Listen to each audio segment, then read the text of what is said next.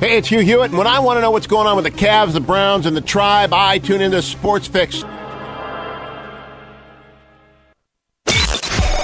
are the voice of the Sports Fix. So pick up your phone now and call 216-539-7535. 216-539...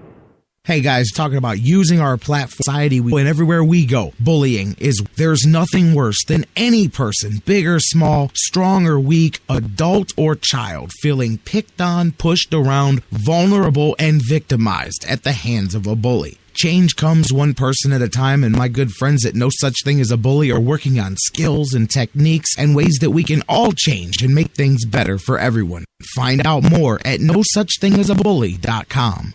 Portions of the Sports Fix brought to you by Harry Buffalo. Catch every UFC pay-per-view live in full HD at Harry Buffalo North Olmsted, just outside Great Northern Mall. Harry Buffalo. Join the herd. Live in Ohio, this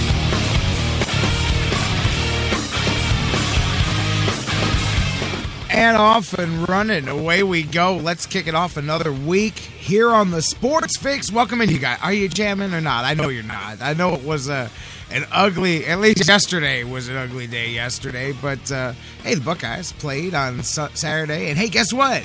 The Cavaliers are tipping this bad boy. Thank goodness for the Cleveland Cavaliers, man. And so, look, chill. We're going to have a good show today. We've got a lot to get into. Obviously, the ugliness of yesterday's Browns loss to the Rams still fresh in the air. We're going to talk about that here. Dan Wismar from Everybody Hates Cleveland's going to join us. We're going to open up the phone lines as well, talk to some of you guys, and we'll talk all about the Rams and moving forward here for the Browns as the ship keeps moving, and it can only run into more icebergs from here. We're going to talk about it all. I want your thoughts on it.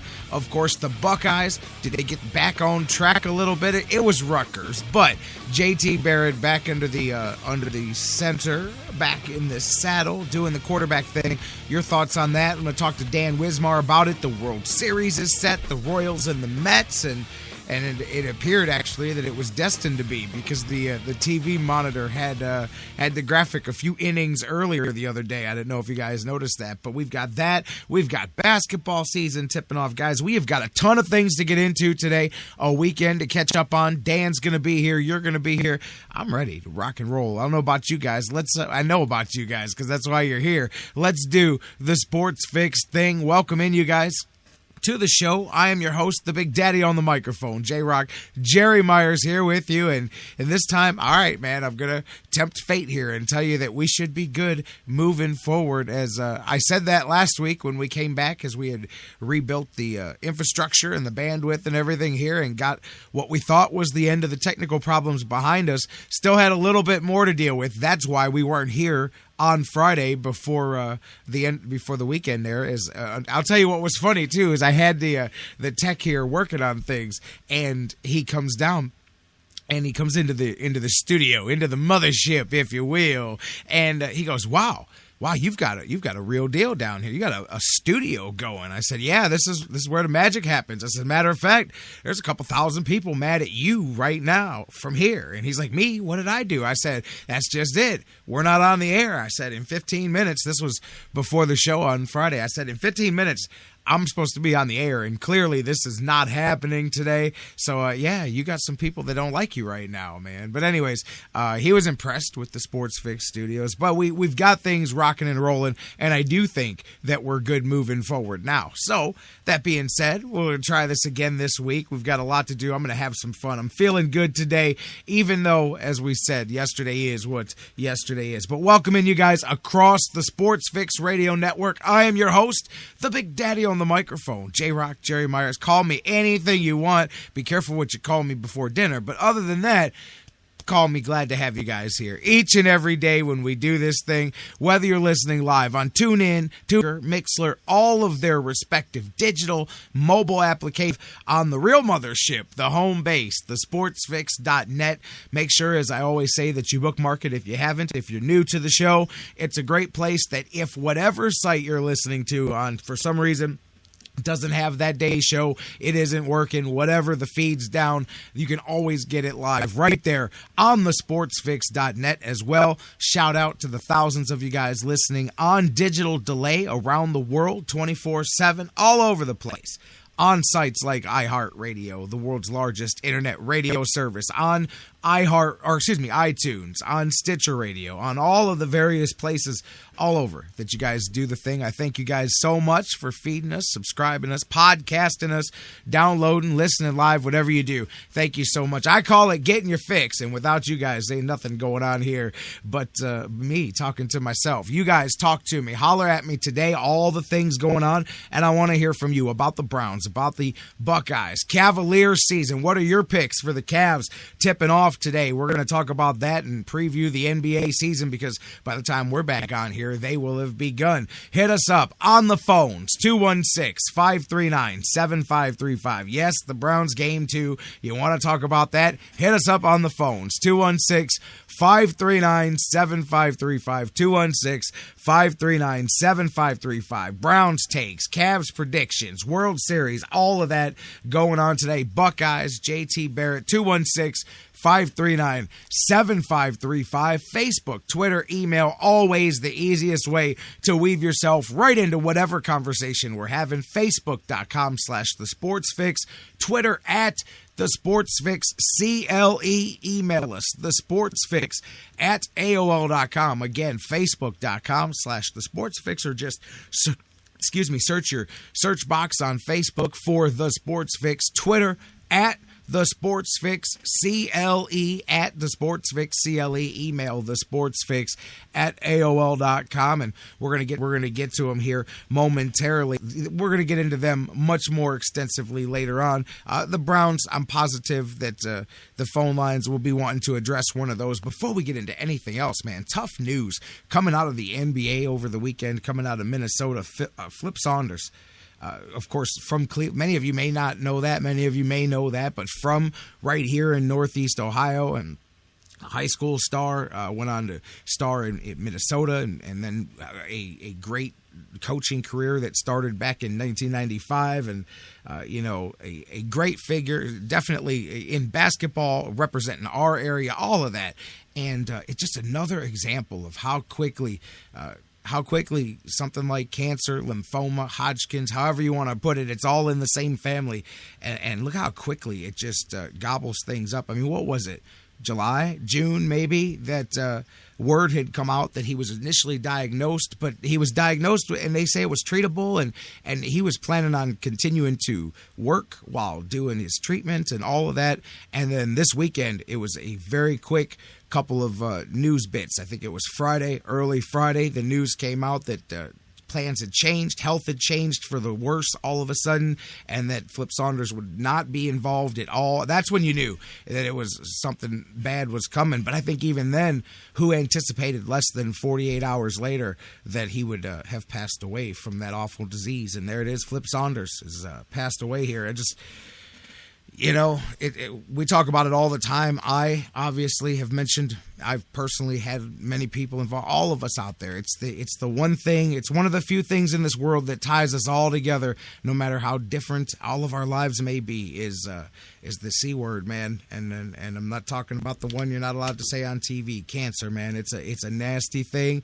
And it is one of the ties that binds us all, because it doesn't matter if you're rich, if you're poor, if you're 7 foot tall, if you're 5 foot tall. It doesn't matter if you're the baddest athlete in the world, or if you're the biggest wallflower in the corner. It doesn't matter. It affects us all equally. And just my prayers out to the family. And I wanted to mention, right off the top of the bat, before we get to complaining about quarterbacks and coaches and play calling and using cliches and all of that stuff, right off the bat, my condolences go out to the family of Flip Saunders, a great man, a great coach, and he will be missed. I'll tell you, that picture and I shared it on my social media last night, just a powerful, silent photo taken by Kevin Garnett of him in his hoodie, sitting in Flip Saunders' parking space at the building and just staring at the sign that says reserved for Flip Saunders. It's just a very touching photo. It says a lot. Sometimes, you can say a ton of things with no words, and I thought that was a very, very touching tribute there. And they're coming from all over the NBA, as they should. Flip Saunders, one of the good guys there. And he will be missed, most definitely. All right, guys, we're going to jump into it here in the show. As I said, Dan Wismar, he's just about 20 minutes from now. I see the phone lines here. Man, I had the phone lines going. I don't know what happened. If I dropped you, 216-539-7535, 216-539-7535. Let's get the ugly out of the way first. Let's get the Browns, because we've got a lot of things. I want to talk some Cavs. I want to talk some Buckeyes with Dan. The Browns yesterday go to St. Louis and lose in an ugly game. They lose an ugly, and I don't want to say that it, from end to end there was no effort, but there were so many lulls in that game offensively, and it stuck out in my head once again. One of the biggest things that I take from this is you once again ran into somebody or two people actually that you passed in the last two drafts on an opposing team. It seems like the Browns, and I saw somebody write a piece similar to this morning in the Plain Dealer. It might have been Dan Labby, one of the Browns guys there, but it's true, and we mentioned it. It seems like this season, not only are you seeing the Browns' failures in the drafting side and the young players and all of that they've chose to fill their roster with, but this season coming face to face with the people that they physically passed over in the draft. We saw that earlier this season with Khalil Mack and Derek Carr and so Amari Cooper burdened the Browns pretty good. You see that again here with two guys on the Rams with Aaron Donald. Boy, that one play that it's blowing up on social media everywhere. Vines of it are going out all over. That play where he blew up the handoff and was literally tackling as the handoff was still being made. Amazing. An amazing. I don't know if you just who didn't pick up the block. Clearly, you have to give some credit to Aaron Donald there as well, because he was through that line before anybody could think about blocking him, and that was something that happened the whole day. That's the one strength of the Rams is their front four. You would think that if that's the one strength of their defense, you may have been prepared, but the Browns were unprepared for the surge from that front, because Josh McCown was assaulted from the beginning to the end of that game. But getting back to my point, Aaron Donald, and then of course Todd Gurley, who just went to town once again. He set it's not the record, but it's this season's high total. He had 97 of his yards. He had 97 yards after first contact, which means 97 of the yards that he racked up yesterday on the ground came after the first tackler had locked up with him and made contact with him. It's the highest total so far in the NFL this season. Nobody has had more yards after contact in a game than that.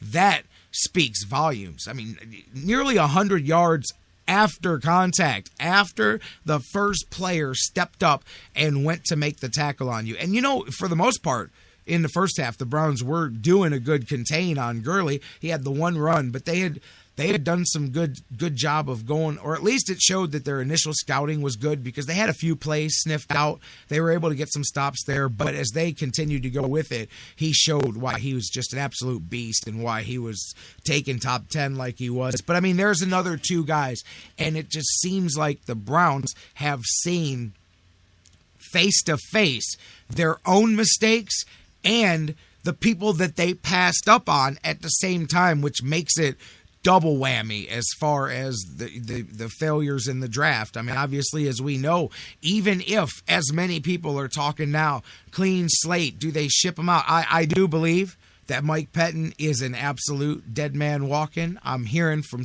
matter of fact, I talked to one of the people that I know that works in the building over there in Berea, that the atmosphere in the last week has really come to a change inside the building. And as far as with Mike Pettin, here's the thing. To me, the only question left in the air is, does Ray Farmer go with him, or is Ray Farmer able to convince the ownership to give him a shot to pick his own coach? Because that's the one, I guess the one selling point that he can try to hustle Haslam on is, I didn't get to pick this guy. Let me pick my coach. I got to have the right coach for the right play. I don't know. Whatever you tell a guy when you're trying to save your job. But to me, that's the only question that it's going to be there is that, because I think Mike Pettin is just a dead man walking with the Browns here, as you saw yesterday with the way the game played out. And that's not to put all the blame on him, just like anybody that faults it. Josh McCown. Hey, listen, Josh McCown, say what you will, and I would not be surprised if that guy doesn't trot himself back out here again this week unless they physically chain him to the sidelines, because say what you will about him being good, bad, successful, unsuccessful, whatever you think he is a tough son of a gun, and he is built in the way that they used to build football players. They don't build them like that anymore. That guy was getting beat up from literally bell to bell in that game yesterday. He took several shots in the end, which again, this was where I was kind of going with my Mike Pettin stuff, is that, in the last few minutes, the last maybe 2 drives of that game, when you're down so much that it's almost impossible to come back at that point. I think I read that ESPN had their comeback odds in the final 5 minutes at about 1.5%, and you had him out there. He took several of the hardest shots of the game in that last drive, and it may have been the one that injured him as well, may have come on that final drive, which makes you wonder why you didn't just have Manziel in there getting some snaps and getting some mop-up time right there. Perhaps he knew that they weren't going to lighten up on the pass rush, and at least McCown could take them, and that maybe they might break Manziel in half because they were coming from the beginning to the end. But that guy got up from some stuff. There was that one where Manziel, we were joking with the group of guys that I was watching the game with, that you could see him running around looking for his helmet because all of a sudden he was going to have to come in the game, and I was joking that Joe Thomas wouldn't give him his helmet. I said, listen, Manziel, everything for Manziel goes through Joe Thomas. I had the guys rolling. I said, no. Can I have my helmet? No. Sit down. You cannot have your helmet. Josh is going to keep playing. Sit down. Okay, I'll go sit down, Joe. Jokingly, because Joe Thomas is Mr. Veteran on the rookies there, and he's definitely not been a fan of Johnny Manziel. But anyways, he almost came in. McCown got hurt, looked like he got a concussion, hit the back of his head, hit the front of his head. He got hit under the helmet, and he got banged up. His leg, he gets up limping, and instead, you go to the commercial. When they come back from commercial, Josh McCown is still playing quarterback. So he stayed in there again. Just saying, he's a tough guy. For those of you guys that are old school football people, like you're the ones that say, boy, they don't make them like that anymore. And in my day, these guys were tough. Josh McCown could have played football in your day. That's all I'm saying, because he's a pretty tough guy.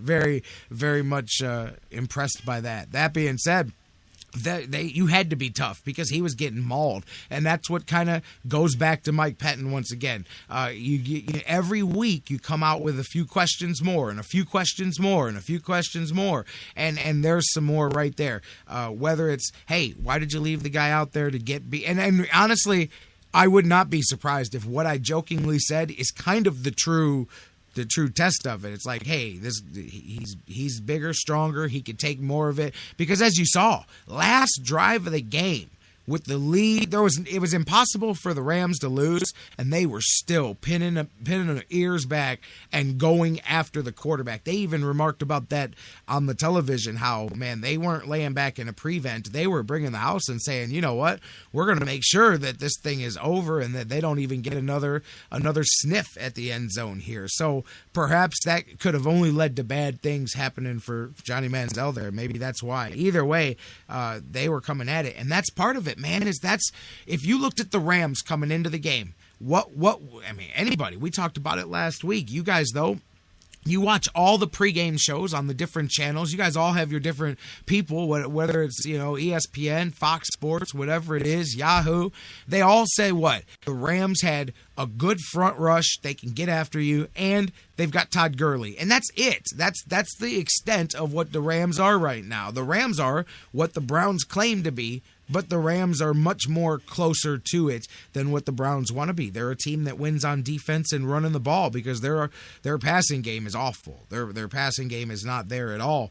And, they beat the Browns at their own game.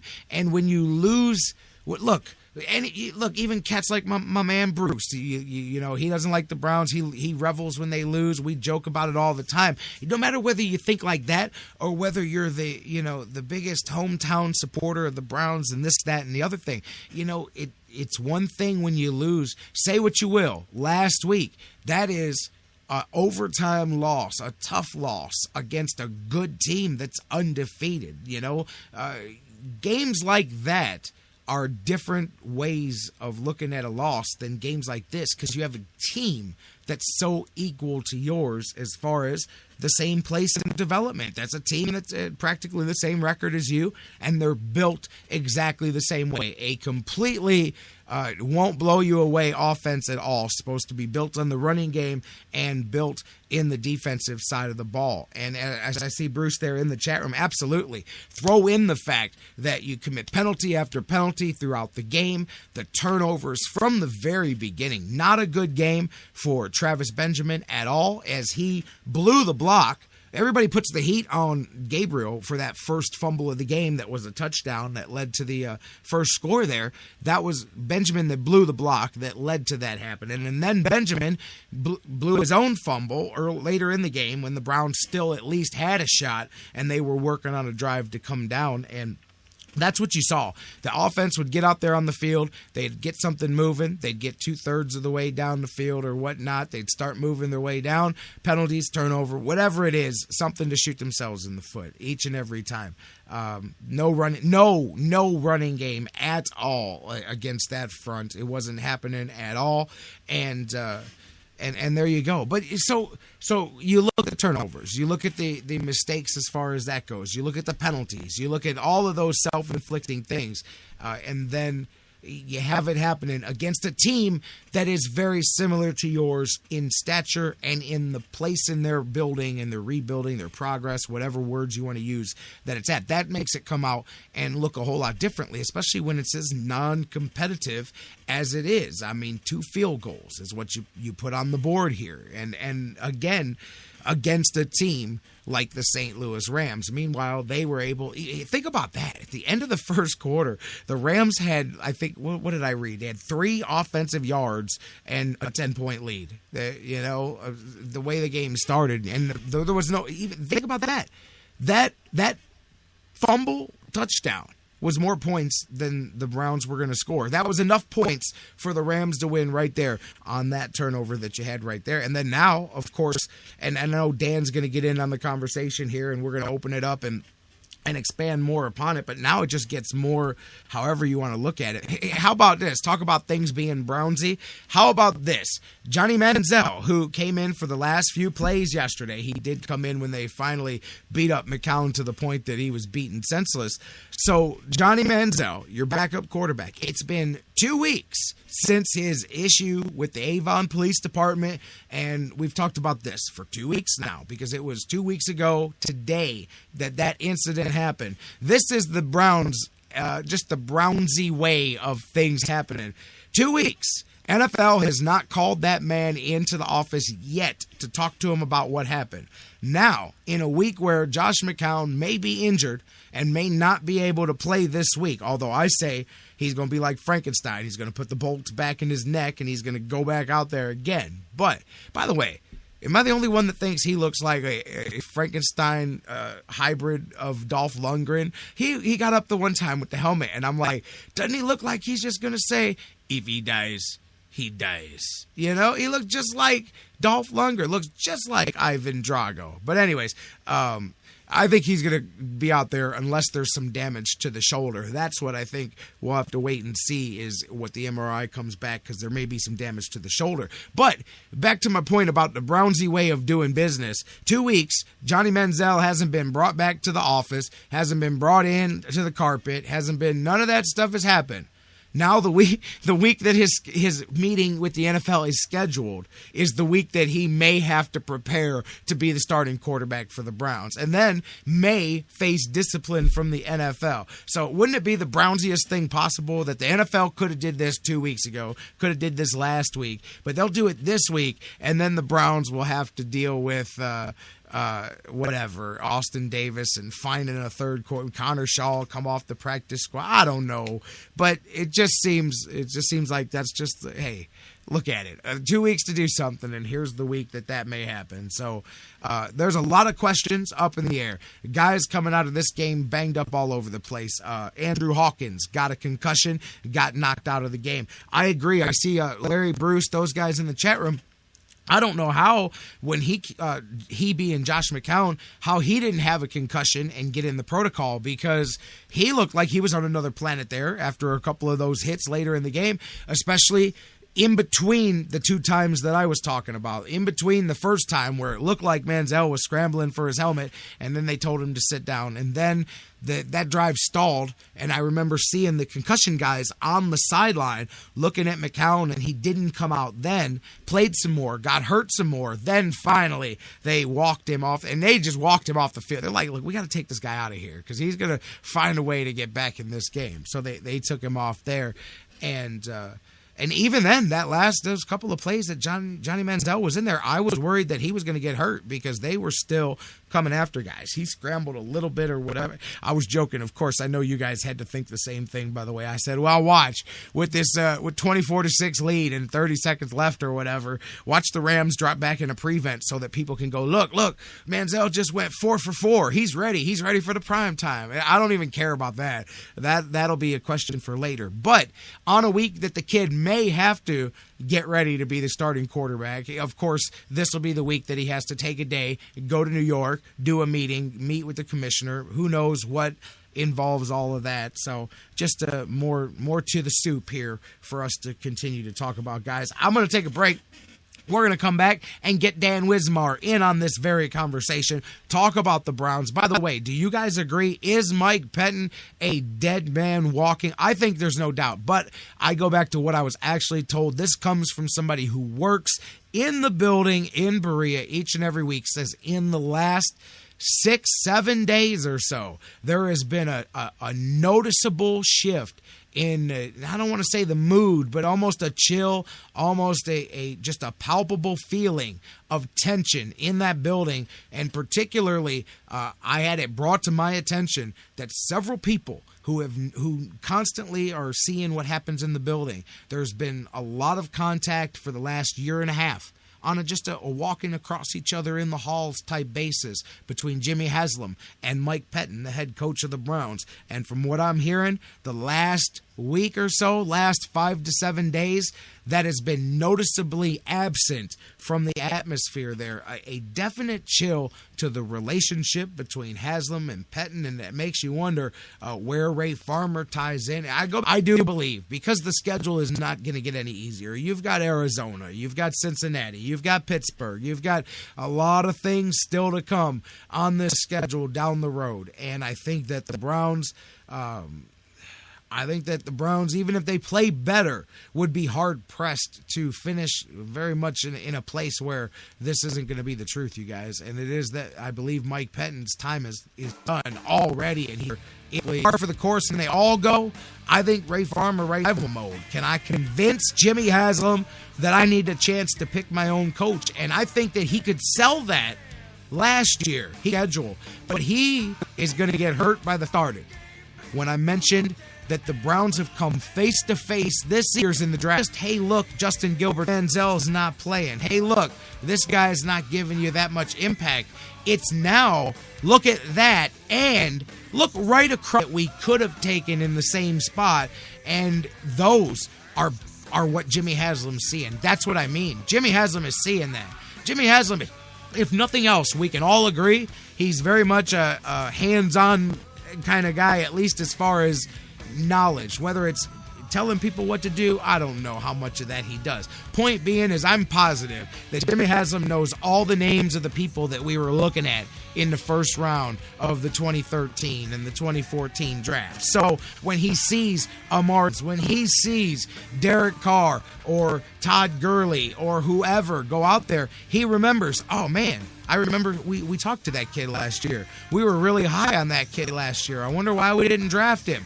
That's why I think that Ray Farmer is going to end up out too. And I think he's had the misfortune of the schedule showing his own mistakes right here. You know what I mean? Anyways, we'll talk about that here in a minute with Dan Wismar. I'm curious where he's at and so much more. Talking about the Browns. You know, against Russ, is he the one that should have been running this offense from the get-go? I think so. We're going to talk Buckeyes. We'll talk some World Series. The Royals and the Mets are set. And Cavs hoops, baby. Hey, when the Browns got you down, don't frown, because the Cavs are finally back to turn it all around. We're going to talk about all of that and more coming up with Dan Wismar from the Cleveland Fan and Everybody Hates Cleveland right next. Right next. Where the hell did that come from? After the news, right here on the Sports Fix.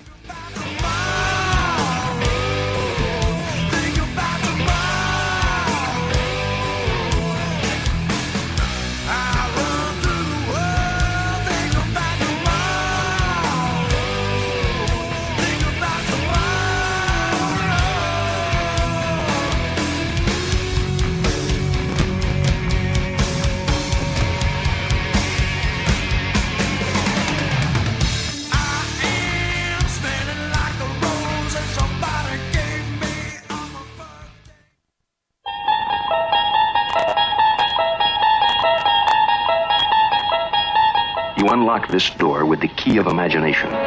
Beyond it is another dimension. A dimension of sound. A dimension of mind. You're moving into a land of both shadow and substance, of things and ideas. You've just crossed over into The Sports Fix. We'll be right back.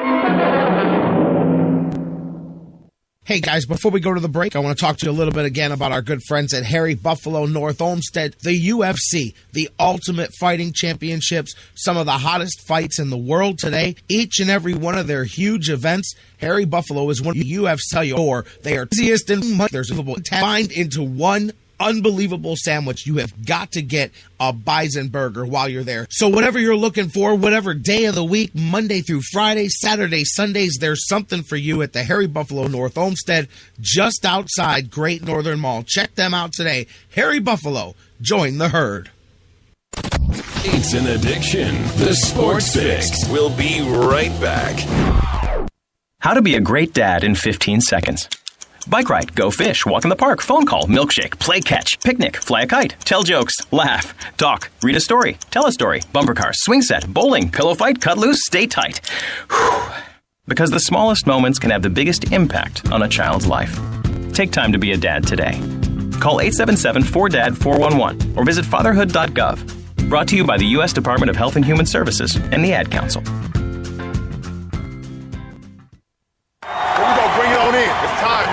All City, we got to do it for them, dog. We got to do it for Cleveland. They're waiting on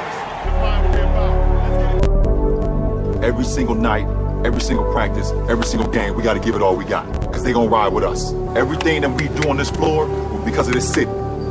We owe them. We're going to grind for this city. They're going to support us, man, but we got to give it all back to them. We get it done. The toughness that we have on the court is going to come from this city. Everybody, the whole city of Cleveland. That's what it's all about. It's time to bring them something special. Let's go. Bring it on in, everybody. Let's go. Hard work on 3. Together on 6. 1, 2, 3. 4, 5, 6. 1, 2, 3. 4, 5, 6. It's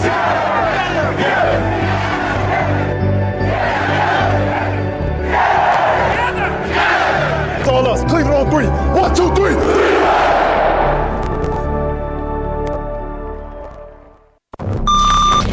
Fantasy sports lovers, you put so much time, hard work, and effort into playing week to week that it quickly stops being a fantasy and starts getting real. And when the smoke clears, you want to show off those victories with a real prize. I mean, a really real prize. Nobody does that like Fantasy Jocks. The crew over at Fantasy Jocks have beautiful, high-quality, and heavy-duty championship belts, rings, trophies, and so much more for all your fantasy sports needs. There's literally only one place to go. Sports at Science. Good morning, I'm Bob Picozzi. He was the first pick of the 2012 seasons, and we're booing Andrew Luck in a 20 loss to New Orleans. I'm frustrated up here. I think as a unit we're frustrated, and I'm frustrated myself. Some egregious turnovers, especially one at the end of the half. It's really bad football. The guys are pros in that locker room. We'll come to work. The Colts have lost 2 straight, and their next 3 of 18-1.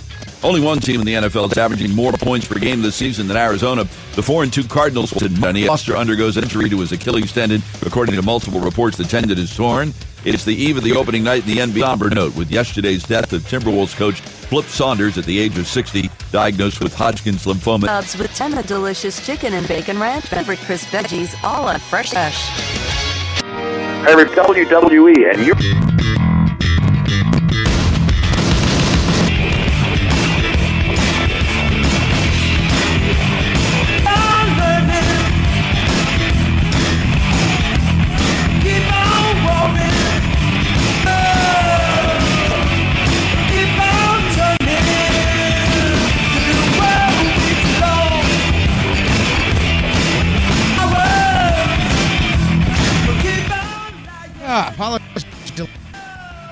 There we go. Maybe you can hear us. Seems difficulty once again here. Amar joining us.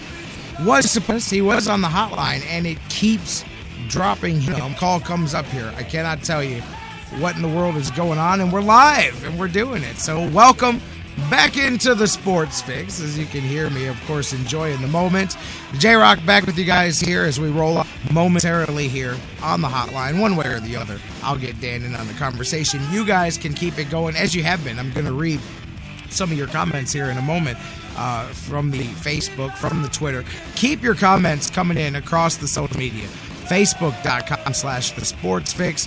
Tweet with us at The Sports Fix CLE. Email us, The Sports Fix at AOL.com. Facebook.com/The Sports Fix. Twitter at The Sports Fix CLE. Email us, The Sports Fix at AOL.com. And as the computer behind me is just going haywire at this point, and I'm just going along for the ride. Welcome back in to the show, you guys, as I sent out some tweets and some posts on Facebook and Twitter this week, asked you guys your thoughts on the Cavs, on the Browns yesterday. We'll get more to the Cavs here in a moment as we get Dan in on the conversation, but asked your thoughts as well on the Browns game yesterday, as we were talking about it. A tough, ugly loss to the St. Louis Rams on the road yesterday. Browns now fall to 2-5 on the season, with 3 more coming up here that I think they'll be hard-pressed. If you can come off with 1 in the next 3 when you've got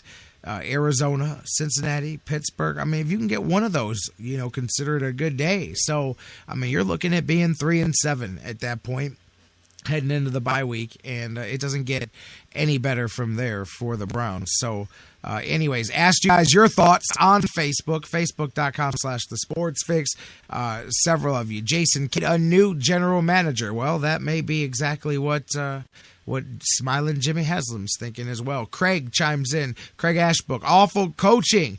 Terrible play calling, both offensive and defensive play calling. No enthusiasm from the players, lack of focus, no direction, etc. Terrible leadership, lack of and or just no playmakers, and on and on and on. Bruce, my man Bruce in the chat room. And here's a good point, because this is one that I've had probably 3 dozen or so of you guys mention to me since yesterday about the Browns and your thoughts on the game, and that was about the fact that there were several players after the game with the high fives. I saw the jersey trade going on, several things like that many people not happy with what they saw there. And you know what? I'm with you there.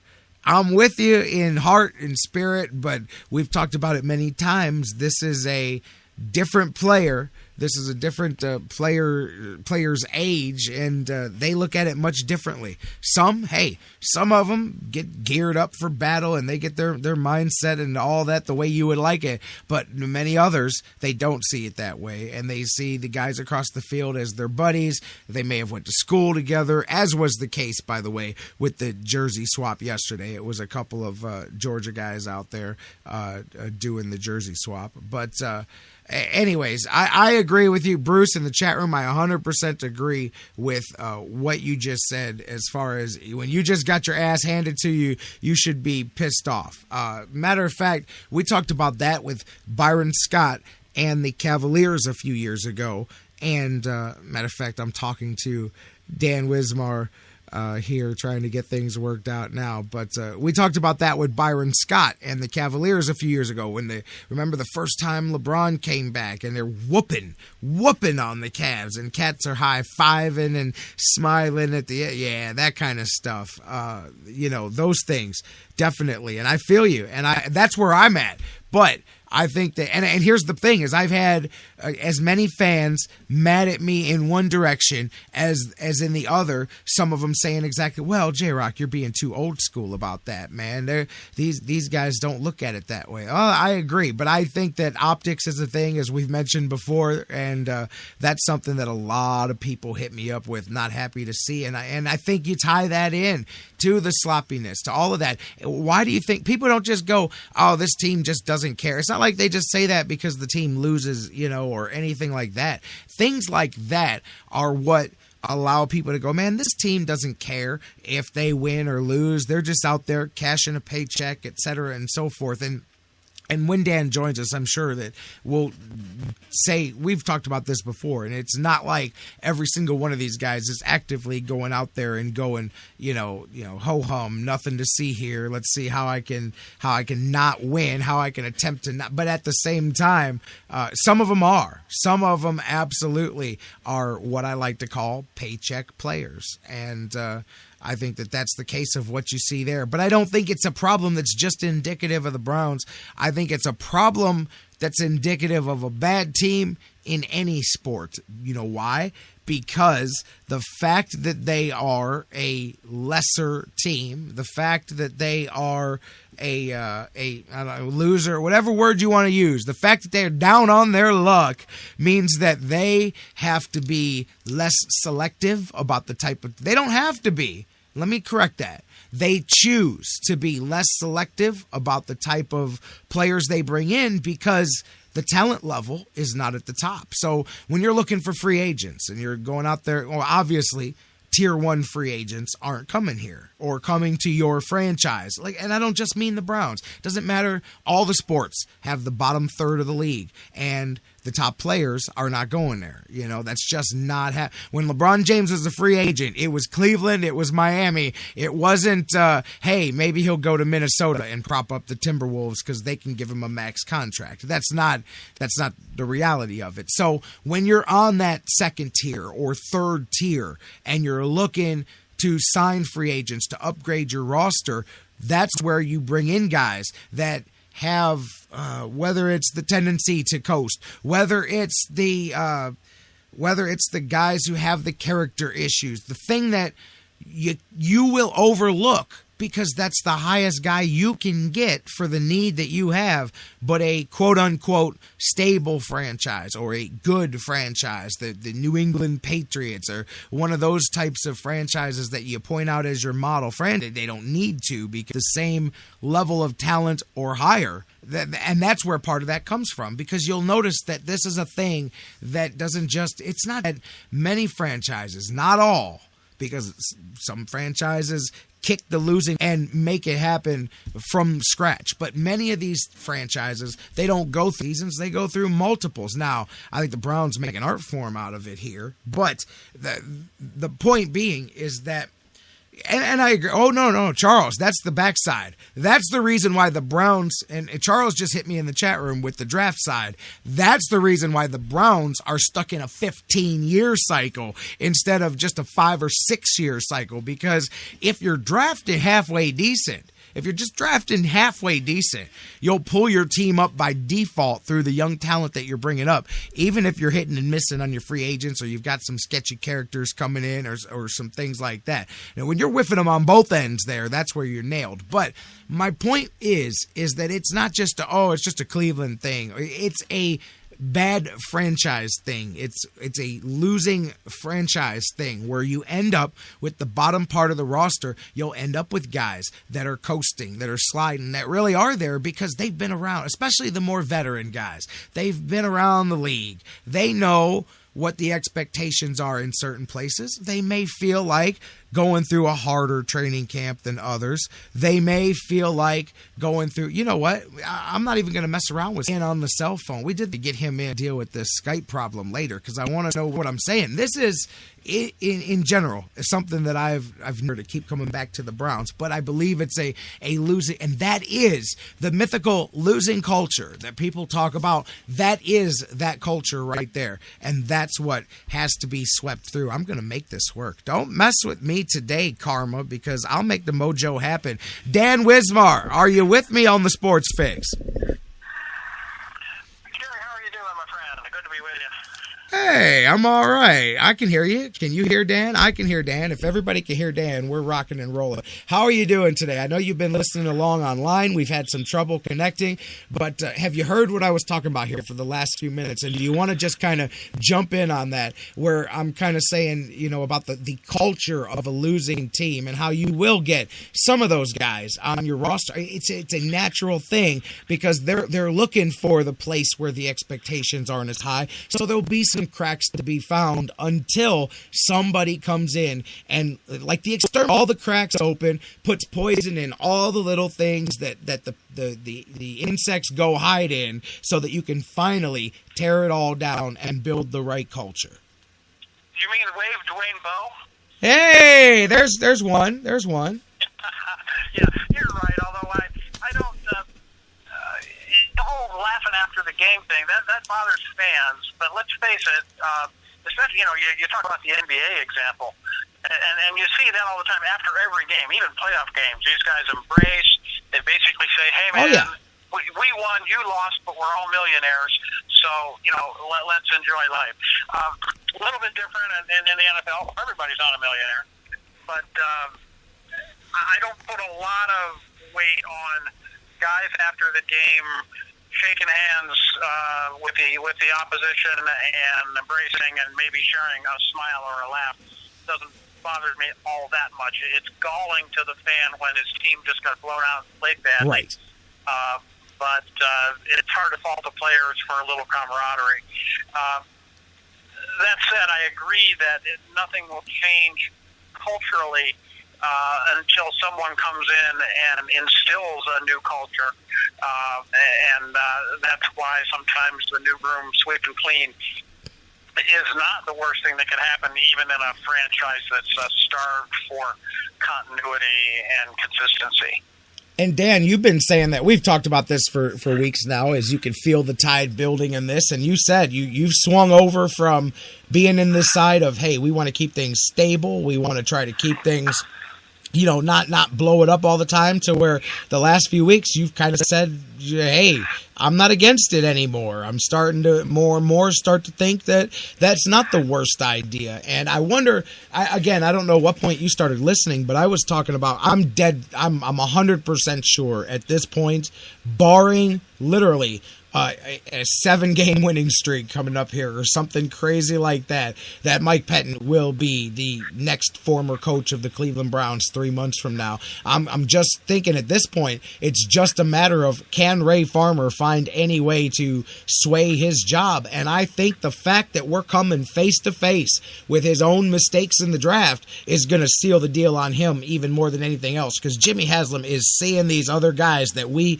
were talking about drafting. I'm telling you, he's going to remember these names. He's going to go, hey, I think I paid the credit card bill for that Amari Cooper dinner. It was $2,000. I remember we were talking to him. I'm just saying, that I think sticks out even more. And I think at this point, it's just a matter of, can Ray Farmer convince Jimmy Haslam that he needs a chance to pick his own head coach?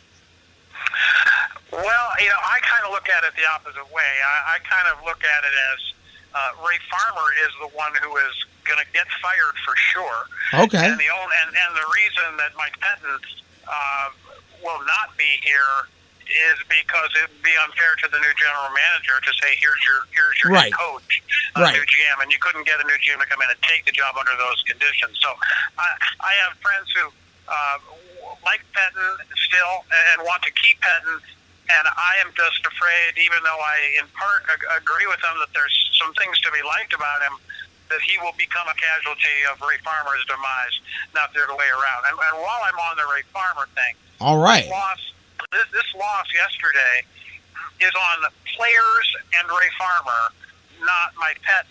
I agree. This is on, and Jerry, I don't know. I don't think it's really a disagreement with you. And yes, we're seeing lots of players that the Browns could have, would have, should have had. But every single NFL team takes one player in the first round, and there's 31 first-rounders that they don't take. And everybody can look and say, well, maybe we should have had that guy. We didn't have a shot at, Amari Cooper. We didn't have a shot at the kid from Oakland, from Marshall, whose name is escaping me, Khalil Mack. Didn't have a shot at those guys, and yet, we sometimes look and think we should know. Well, obviously, we did have a shot at Sammy Watkins and Derek Carr and some people like that we're looking at now doing well in the NFL. But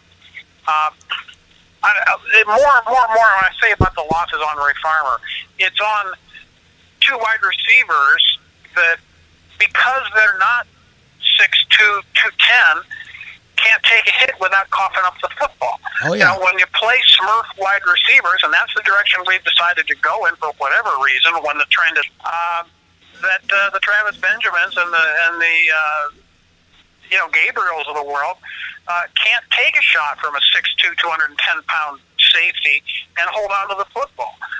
Where Des Bryant and Calvin Johnson and Martavius Bryant and these guys don't have a problem doing that. They can take those shots and hang on. That's a failure of player selection and personnel, which falls on Ray Farmer. The game yesterday was when you fumble 4 times, it's hard to say the coaching was bad. This game was on players yesterday, and indirectly on general management and the guy who picks the players. I agree with everything that you just said. We're not really in disagreement as much as just, that's why I think that they're all going to go, because we're both right. I think that we're both right about all of this, and this is why Jimmy Haslam's not going to split the baby. He's not going to sit here and go, well, maybe it's this guy's fault, maybe it's that guy's fault. He's going to go, everybody, please return your tray tables to the upright seat. We're going to land this plane, and we're going to start all over again, and that's what I think is going to happen. But I'm with you on that. Like yesterday, I don't necessarily blame anything about the way the Browns lost on Mike Pettin. I will say that it's very simple, and maybe too simple, to blame all the penalties and the undisciplined stuff on the coaching staff. That's stuff that I do think falls on his plate no matter what it is. Me personally, I said I don't want to say this is hindsight, because I said this live while it was happening. I don't know why Josh McCown was still out there, except I think I may know. I think it may just be because they weren't going to stop hitting the quarterback, and Johnny Manziel may not have been able to be the backup quarterback anymore. I don't know. I would have maybe pulled my starting quarterback in the last 4 minutes of the game or so, because they were just beating him up so bad. But that's a question of strategy. I don't blame him for the loss. I do think it's very easy to add another game with double-digit penalties and turnovers to a coach who is not having his team prepared to play, even though I don't say that's it. I like Mike Pettin, but I think that's very easy to add on to the pile that's already been piling up against him. You're right, and speaking of, McCown taking shots, Jerry, there have been 2 occasions now this year, at least 2 that are prominent, where Josh McCown has been knocked free from his senses by a helmet-to-helmet hit from a defender, and neither one has been penalized. Yep. I operate, and I've told you before, I think NFL officials are down on the Cleveland Browns. Normally, they don't take it out on the Cleveland Browns on the road. normally they're taking out on them at home because they're still punishing Browns fans for the bottle throwing incident. NFL officials, I'm convinced, I'm becoming more and more convinced, and it's not just a homer talking, it's objective observation, seeing that the NFL doesn't protect Browns players, especially Browns quarterbacks, like they do other quarterbacks around the league. How that call could have been missed, how the ball is gone, the pass has been released. There's another player that has caused that pass to be errant and has hit McCown. Then a second defender comes in right up underneath his chin strap, leading with the crown of his helmet on a defenseless quarterback who's already released the ball, and there's no flag. I can think of no other explanation than, well, guy's got an orange helmet on, so screw it. Dan, I will say, and it's so easy for those of you guys that want to say, oh, well, you're making excuses, you're talking your homer stuff. Listen, he got you could say crown of the helmet, you could say helmet to helmet, or you could say over-aggressive against a quarterback. Any one of those three are penalties in the NFL, and all three of them occurred on the same play against Josh McCown. When he put the crown of the helmet under the chin and just decleated him there, I could not believe that there was not a flag thrown on that play. This is not in any way to say, oh, the poor Cleveland Browns are having it handed to them. But that is as clear as day to me. And whether it's Hoyer, whether it's, any of these quarterbacks, McCown, it doesn't matter who you want to name. You can go back 5, 6, 7 years. You can go back to Tim Couch. Yeah, that's what I'm saying. You can go back to... Who was beaten to death and was never protected by NFL officials. All the way back. Any quarterback throughout, you're basically talking 2002 till the present day. And we've seen it. Colt McCoy, he was hit so hard, he created the NFL concussion protocol. I mean, that happened here because of that. I mean, regardless, though. All right. Well, at least they threw a flag on the Harris. Yep, that is true. McCoy, that is true. But yeah, it is distressing to see the Cleveland Browns quarterbacks go, unprotected and take vicious shots to the helmet from other people and have it go unpenalized. So I just wanted to get that off my chest because I think it's ridiculous and any NFL can, the first time when he took the shot on the spiral, helicopter, dive into the end zone, I thought that was excessive. But at least that one had some subjective basis for not calling a penalty, like the guy couldn't have stopped his momentum or something, and the fact that his helmet collided with McCown's helmet while he was in midair after already been hit, and clearly was defenseless. Maybe you could say the guy couldn't have pulled back. It was too late for him to hold up. This one is absolutely inexcusable, and I hope the NFL says something about it. Sometimes they will come clean after a game and say that they made a mistake, or at least inform the club that they think they made a mistake, if not the public. So I really do hope that happens because that was inexcusable. I agree with you, absolutely, and I was shocked at that one there. And even the broadcasters brought it up, Jerry. They did. At least this time, the broadcaster said, "Gee, I'm kind of surprised that wasn't penalized." No kidding. So it's just nice to at least have the broadcasters take note of it.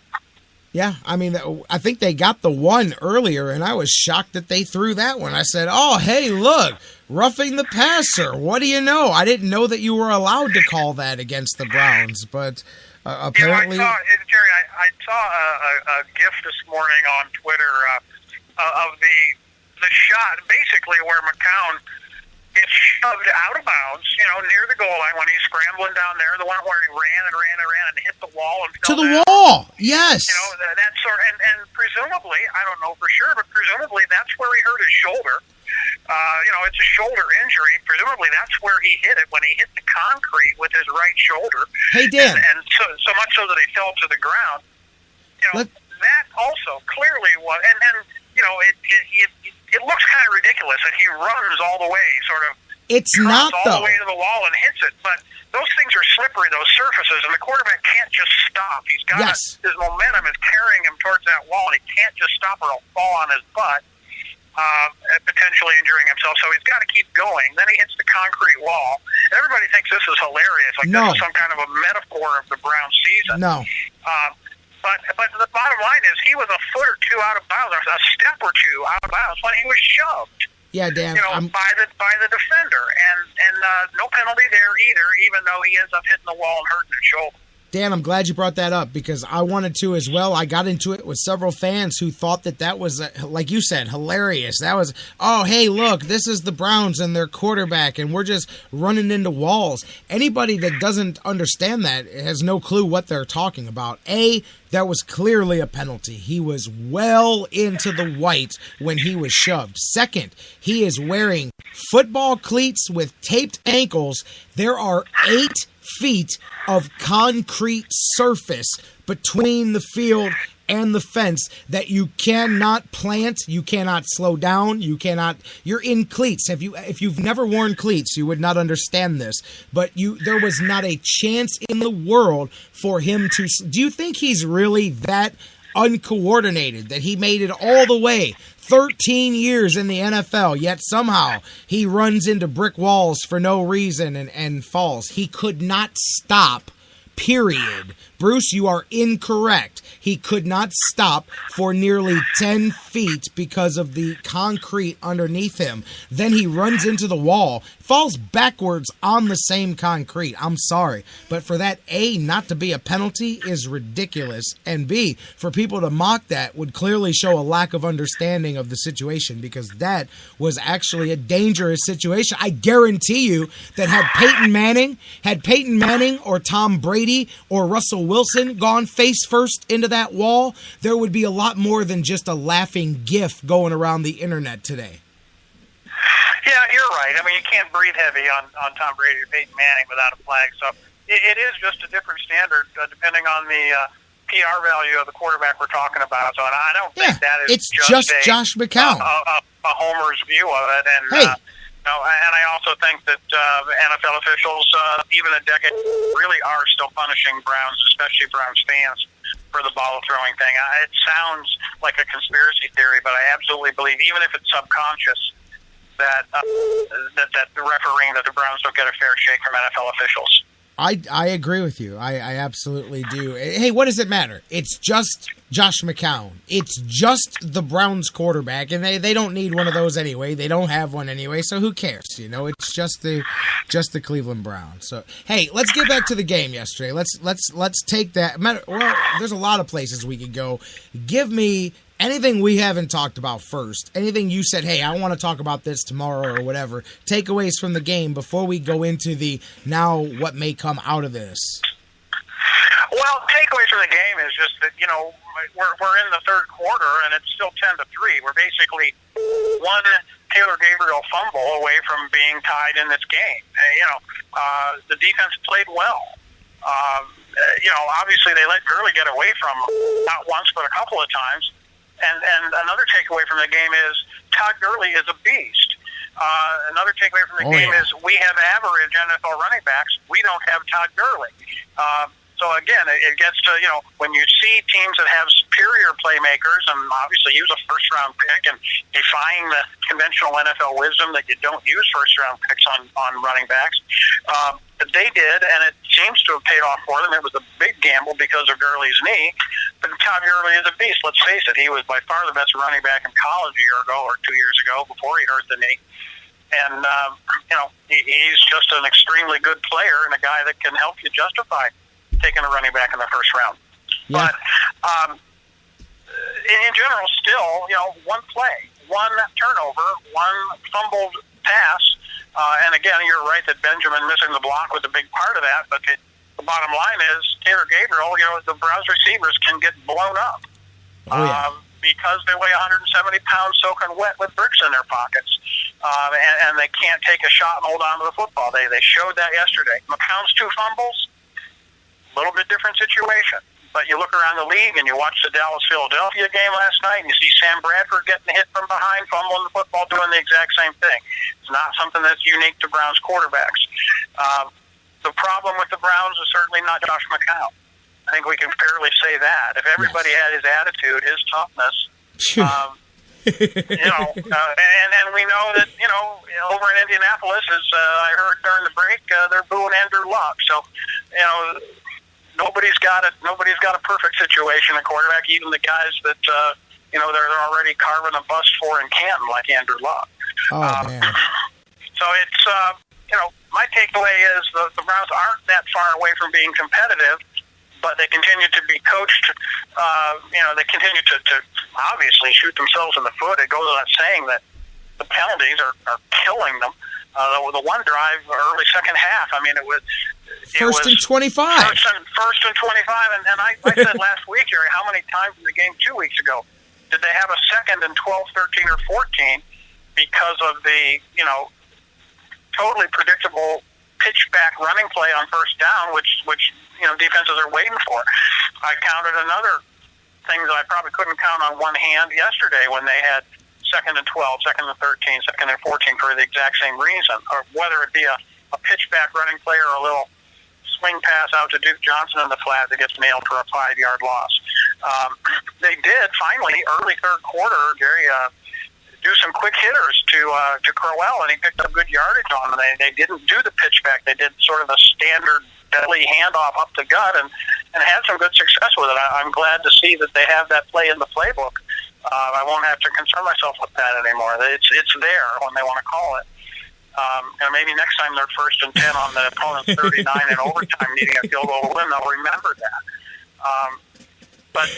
So anyway, it's obviously very frustrating, and I know my frustration is coming through. But the bottom line is, there's lots of other mediocre teams in the NFL. I keep saying it. Certainly the St. Louis Rams are one of them. That offense is miserable. They even have some playmaking weapons on that team, not least Todd Gurley. But the Browns are not that far away from being a competitor. This is a team that's, till yesterday, played their last 3 games down to the final play of the game. So they're a middle-of-the-road, mediocre NFL team. There's a handful of elite teams, and then there's the great unwashed rest of the NFL franchises, and that's where the Browns reside. Right. The Browns are an NFL franchise minus the impact players. That is what they are. Like if you had, and I know this is easy to say, but if you put, and I'm not talking about 10, 12, if you put one game-changing type player at a few key positions for the Browns, the way they look is all of a sudden a lot different, because what those players do is erase the mistakes that the lesser or the normal players make. And you don't have any mistake erasers for the Browns. The Browns have a level of talent that's good enough to win any week, but only if they play a close to perfect game and are able to contain the opposing team from doing what they do best. And so that is most NFL teams, and they're missing those mistake erasers like a Gurley. Look, he had 128. I didn't know if you heard this stat, but he had 128 in this game, but 97 were after the first contact. That means after the first Brown guy tried to tackle him, they kept going. I mean, that's 75% of his yards came after contact. That's insane.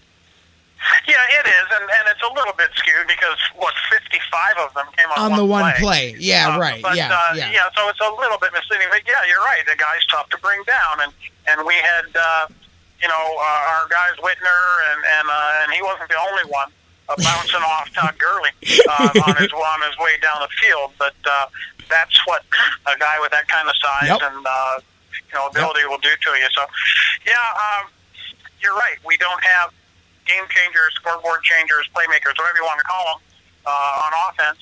We haven't had one since Josh Gordon smoked his last joint. There's a possibility that maybe seeing Taylor Gabriel and Calvin Benjamin separated from the football repeatedly, Travis Benjamin, I should say, it will get somebody in the mood to draft a big wide receiver like a Aaron Burbridge from Michigan State, or a Michael Thomas from Ohio State, or one of those, or like Juan Treadwell from Ole Miss, that are going to be coming into the league next year, and teams are going to be picking them, and let's just hope we're picking one of them. Yeah, I'll tell you what, that and talking about picking and the draft and our favorite conversations here in Cleveland, man, that's another thing too. And I think it might have been Terry Pluto I was reading this morning, but it was a good point that he made. If the Browns do clear the deck, another reason that Ray Farmer to me goes down as one of the worst general managers the Browns have had is not just what he did with the picks and the resources that he had, but when you look at the amount, when you realize that the Browns were blessed in a situation that you're not going to get very often. Back-to-back years with multiple first-round picks and really a treasure trove. The Browns, here's the thing. For all the talk about a mismanaged franchise, the Browns, much in a way like you give the Cavs credit for saying, look at the way they played their cards right. They tore everything down. They rebuilt back up so that they could get LeBron, and then they would have all these resources ready to trade and to sign and to rebuild their roster. And everybody applauded because the Cavs got the one player that then put the rest of it together, and they had built all these draft picks up and the trove of resources. Well, the Browns did that and did that part successfully by losing, but they did that part successfully. They set themselves up with what any team that's been bad could dream for, and that is a 2-year window with about 20 draft picks, 4 of which are in the first round 2 years in a row, and a true game changer slate as far as if you can do well in this 18-month period, you can refix all the problems that you had, and it's a rare opportunity. So the Browns, for that part, actually executed Joe Banner's plan correctly, which was to stockpile for the 2013 and 2014 drafts, but then they screwed the pooch on the actual picks. They can't get that back. Even if you get whoever, if you think Bill Parcells is your guy, if you think Bill Cowher or whoever your genius is that you're going to bring in to run this team, they're going to have the same resources as everybody else. You missed that window of opportunity where you had really set yourself up to take that leap up to the next level. Well, you're right. Of course, Terry Pluto's the guy who's famous, and I quote him all the time, as saying that the most important person in the organization is the guy who picks the players. Sounds very simplistic, but it's so true, and we get reminded of it all the time. Yeah. And I'm not one of the, certainly the drafts 2012, 13, and 14, only one of which was Ray Farmer, were disasters. I continue to believe that the 2015 draft wasn't bad, isn't bad. Even though you've got guys down the line, Pollard and everybody else that didn't pan out, Taylor Maley. Or Vince Maley. Yeah. Gone. But, I still think on balance and in years, down the road, we'll appreciate the 2015 draft, I hope. Shelton sort of have his ups and downs that, no one, Haloti rookie. Nope. It wasn't until about his into a big-time Pro Bowl that Danny Shelton will follow the line. But yeah, you're right. You can't take guys and blow them all and recover. Even a 500 team in the NFL, you just can't do it. And so you're right. That will be, I think, that and the Blaine Bowe fiasco, and among other things, will be Ray Farmer's demise and will be his, maybe sooner instead of later. I agree. Dan Wismar, my man Cleveland, joining us here. For those of you just tuning in, it's the Sports Fix. We're talking Browns. We're going to get into some other stuff here. But, okay, I want to kind of segue this. We'll put this game to bed. Browns put it to bed as well yesterday. They lost. Moving forward, I said at the beginning, we jokingly, you and I, used the term a Brownsy way of doing things. But look at the way this is playing out here. Now, 2 weeks ago today, Dan, the Browns found out that Johnny Manziel was on the side of a highway after practice or whatever and dealing with the woman and all of that stuff that we've been talking about for 2 weeks. That was 2 weeks ago today. Week number 1, the NFL decides we don't need to talk to Johnny Manziel. Week number 2, we don't need to talk to Johnny Manziel. We don't need him to play either. He's the backup quarterback. Now, this third week comes around, and of course, McCown may or may not play this weekend. I say that unless something's physically broken, he'll be out there playing. But either way, now Johnny Manziel has to at least prepare to start this week, and wouldn't this, of course, be the week that he's going to have to go to New York, and he's going to have his hearing and all of that stuff for what happened. So A, you get the quote-unquote distraction, but B, let's just say that the NFL wakes up on the wrong side of the bed and decides, well, the kid needs a 1 or 2 game suspension to wake up, or we want to put him on a paid leave while we investigate this. The Browns may find themselves on Wednesday or Thursday scrambling for quarterbacks. Well, that's true, especially if, like you say, something is broken with McCown. I don't think you can hang that on the Browns in terms of a Brownsy way of No. They mentioned, at least a week ago that they were going to, quote-unquote, involve the NFL in the thing or welcome them in to take their shot at Johnny. And who knows, maybe that was dictated from New York as well. But, I don't know. I think that because of NFL optics and also, let's face it, doing the right thing, in terms of not allowing their players to get away with knocking women around, that there may be some punishment for Johnny. Wouldn't be a bit surprised if there is. And you're right, they may be scrambling to find a backup for Austin Davis,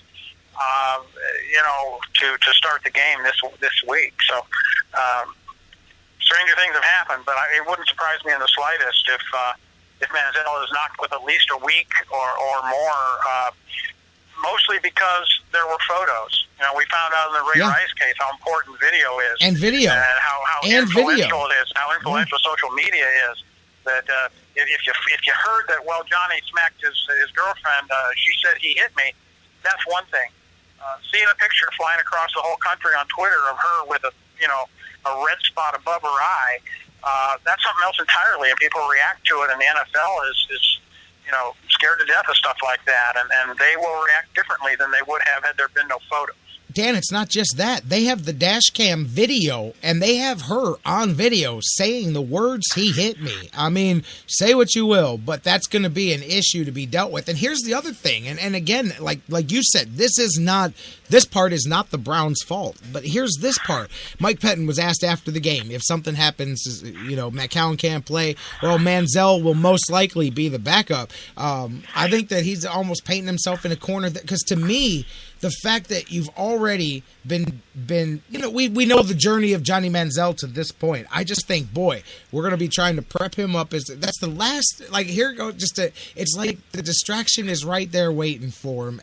Me personally, at this point, but then again, I would have deactivated him last week, like we talked about, and just let this thing take its course first, because there's a difference between right now, we're going, hey, the NFL is about to investigate Johnny. That's why the Browns put him on paid leave last week so that he could deal with this situation. Instead, they're going to be investigating him, and he's active and about to prepare to be the starting quarterback. It's like, geez Louise, man, I would have almost just I would have just said, you know what, we may have to get Davis ready this week. I think I'm going to have to wait until the middle of the week and comment more, because I would have just been real about it. I don't know that I would even waste my resources towards preparing Manziel if I'm going to be battling with some circumstances going on around it. I need somebody focused on the Arizona Cardinals. Yeah, that's right. And, you make a legitimate point that the Browns probably made a PR mistake. We talked about it last week, that they probably, made a mistake by activating him. And basically the message was, we don't think this is serious.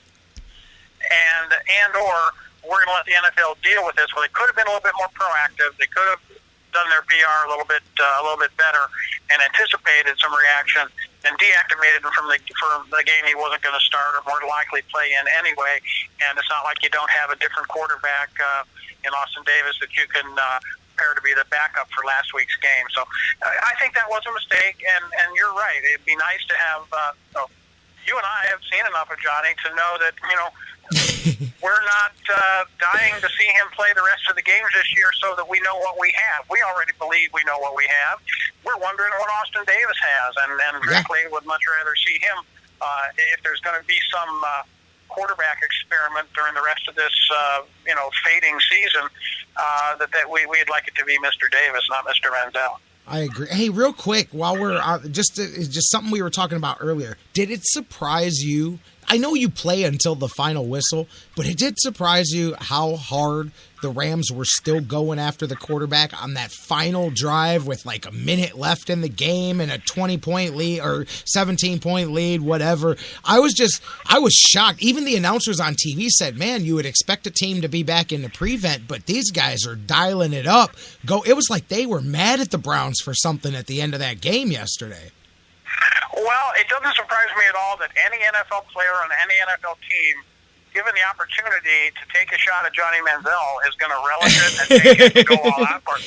Well, even McCown. I believe that. I think that the fact that Johnny was in that game, that's all the more reason to pin your ears back and come after him. Yeah. Because I think NFL players, ever since he's been in college, and showed the kind of swagger, arrogance, whatever you want to call it, that he had, the NFL players around the league were just waiting for a chance to take him down. Yeah, I'll tell you what, it'd be interesting too. Patrick Peterson, that Cardinals defense, they'll be sitting across the other side. I know they're probably hoping to get the lesser experienced quarterback here this week. We'll have to see. Going to be a lot of. I guess by the time you and I get together on Wednesday, we may at least have an idea who the quarterback's going to be. I fully expect. I don't think the Browns are at the point of their season where if McCown is able to play, they bench him. I don't think that comes until after the bye week, to be honest with you, but I think the final 6 games of the season will be in that situation where Manziel plays and McCown's a healthy scratch. But I think if McCown can play, he plays. But I'm wondering, because even after the game, he wasn't even going to comment about his shoulder. He said, you know what, I'm just going to leave it be until we get the MRI. I think that may be the more the issue is the shoulder there. By the way, injuries. Before we switch off and non-injuries and guys not active yesterday, Joe Hayden, all the eluding and all the things circling around him, is that not a crazy story going on right now? We haven't even talked about it because I have nothing to talk about except for these rumors that have been floating around about perhaps investigations going on involving Joe Hayden. But it kind of took a conspiracy theory turn at the end of last week when you had some places, CBS Radio, some other places were reporting that Joe Hayden cleared the concussion protocol and was just a healthy scratch from the game. But then there were other people that came out that said absolutely not true. He was still an injury scratch for the game. So I don't know. What have you heard? I mean, there's so much going on. I'm very much not sure about anything involving Joe Hayden. That's why I haven't said a whole lot right now. Yeah, and you're right. And I don't think there's a lot to say. And all I will say is that it is a head-scratcher, and it leads one to believe that there is more to the story than what we know. And until we find out, it's all speculation. But, yeah, you're right. It is very puzzling why a website, I believe it was Pro Football Focus or one of those relatively reputable sites, that he had cleared the protocol, then all of a sudden he stopped playing. Rumors flying around about a federal investigation into money laundering and who the heck knows? But yeah, it does seem like there's more to this than meets the eye. More to this story that the blanks have yet to be filled in, and I guess we just wait until we learn more. And see, I heard 2 completely different even investigations. I've asked a couple of people, I said, hey, what is this? Is there anything to it, or is this just some people? And I've heard that there isn't, but I've heard 2 different investigations. One person told me that it does have something to do with somebody that money was invested with and some potential money laundering that he would have been a secondary party of. Other athletes, a bunch of athletes involved in this. And the other thing that I heard was that it was more of an investment issue where that perhaps their money was diverted in a way that these players didn't know, and and I have definitely heard of scenarios like that before. So, but with all that going on, then that comes out at the end of last week, and you sit here, okay, individually, Dan, Here we're going down a rabbit hole now, but individually, all these things are stuff happens. Stuff happens and you deal with it. But when all of these things that we're talking about happen at the same franchise over and over, that's where you go, man, there has to be a reason at the top where these things are allowed to fester. And I don't just mean Joe Hayden. I just mean a scenario where there's always a scenario. You know what I'm saying? Yeah, and we use the word culture to talk about that. The culture of the team and discipline and things like that. And by the way, Bruce, if you'll recall, the the Hayden suspension previously was for Adderall, yes, not for illicit drugs, by the way. It's hard to say anytime money's involved. Joe Hayden may be one of the only guys that some people knew that had $5 million sitting around, and it may have been Joe Hayden's money. Someone offers him a quick turnaround. Someone says, "I want to invest in this or that." Yep. And Joe Hayden is in fact innocent of any knowledge about what was going on with the money. So innocent until proven guilty, certainly on my scorecard, until we learn more about it. But yeah, you're right, Jerry, that it's the overall culture of the program, and that's what gets coaches fired. That's what gets general managers fired.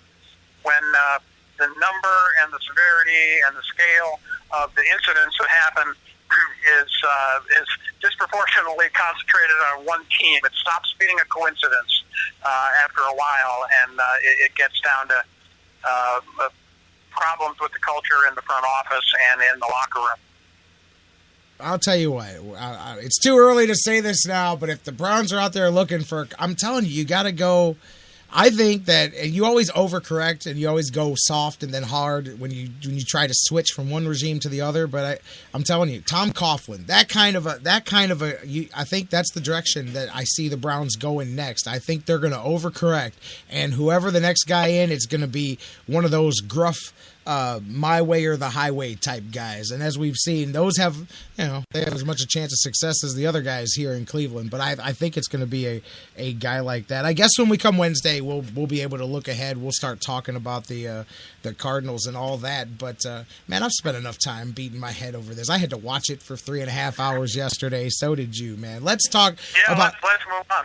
Yeah, let's talk about some winning football. And again, we'll be back Wednesday with some more on the Browns. Let's talk Buckeyes. Obviously, not much to the decision here when you took on the Rutgers Scarlet Knights, and we talked about, although we were both wrong, it wasn't a close game. They continued to multiply 7, 14, 21 through the first 3 quarters. But JT Barrett under center first time. Again, it's Rutgers. I don't know how much you can take from that, but what did you think watching him back under center? The Buckeyes offensively and how they played here against Rutgers? Well, the best thing that you can say about the game, and the thing that I was most encouraged and positive about the game, they played the game without committing a penalty. The Ohio State Buckeyes did not commit a penalty in 60 minutes of football. That's amazing. I don't know the last time that happened, but it's not recently. And they've had problems with penalties earlier this season, much more so than last year. They had a relatively penalty-free year going to the championship. There were only 2 holding penalties, by the way, on the offensive line all last season in 15 games. One of the more remarkable statistics, I think, in college football for the season. For sure. But they looked great. JT looked great. The thing that was encouraging to me was they got back to I was starting to wonder if they even had a passing game. And even in the first quarter the other day, they didn't show it. But they worked on it. They insisted on calling those plays, even when they had a big lead, getting Michael Thomas involved, getting Jalen Marshall involved, throwing the ball to Curtis Samuel for a long touchdown. They have guys that can go deep. The fact that the idea that they have no one on the roster that can run the 9 route is apparently just a myth. Because Devin Smith graduated. So that was very encouraging to me that they got Michael Thomas involved, which I think they have to do early and often because he's just so good. He will help you. He will hurt you. You saw how he pulled away from the DBs on the slant pattern. It just turned on the burners and just no chance. Later on in the game, really late third, early fourth quarter, they finally decided, okay, we're going to now pay some attention to Jalen Marshall because he hasn't had enough touches this week. Yeah. And they threw him the ball a couple of times and got him involved on a couple of jet sweeps and on a couple of pass patterns. So JT Barrett can throw the ball. I think the announcers did a good job, Herb Street and them, of commenting about how, hey, don't forget, JT can throw. JT threw 34 touchdown passes last year and ran for an 11 more, but he can pass the ball, and he showed that again, and that was great. The fact they were penalty-free, the fact that they involved the offensive weapons that they had, which people were beginning to wonder if they just forgotten about them. that was the stuff that was encouraging to me. And, of course, the defense played great, and it was a shame that they lost a shutout at the end with 11 backup defenders on the field in the last, dozen seconds or so. But, just a very encouraging performance. It's also important, too, Jerry, because this week they're off. The playoff committee comes out with their initial ranking. Yep. November 4th. So it was important for them to have a good performance to go into the bye week on and to leave in the minds of the committee when they sit down for the first time to make their rankings. Most people, and I guess there's a little bit of consensus coming out of the weekend of who the top 4 teams are, and then almost everybody in some combination are saying that it's Baylor, Clemson, LSU, and Ohio State. Some people have Baylor up top, understandably, even though they played no one. But Clemson looked so impressive crushing Miami and getting Al Golden fired. And LSU has been very impressive in advance of the big showdown this week with Alabama. But I think right now those are the top 4 teams in the country, and we'll see how it shakes out over the rest of the year. Certainly LSU has many more tough tests, and Baylor, too, has to play TCU. They have to play Oklahoma. They have some tough games coming up, so it's not like they're going to waltz into the Final Four. But it is starting to take shape, and before the Buckeyes' next game, the committee will sit down for the first time. Yeah, you talked about that late score where they were trying to get that cannon fired at the end of that game, or what? They used up the extra too. They said, "Hey, we got 3 of them. Load that thing up again. We're gonna blow this thing off 3 times, man." Yeah, I couldn't believe that the TV people were spending so much time on the cannon. But I guess in a 49-0 game, I guess that's what you do. It'd have something to cheer for, so they were like, hey, we just want to see this old guy be able to let off the cannon, man. Come on. Yeah, they did almost get Brutus before the game, too. That was pretty funny. Hey, you mentioned Baylor.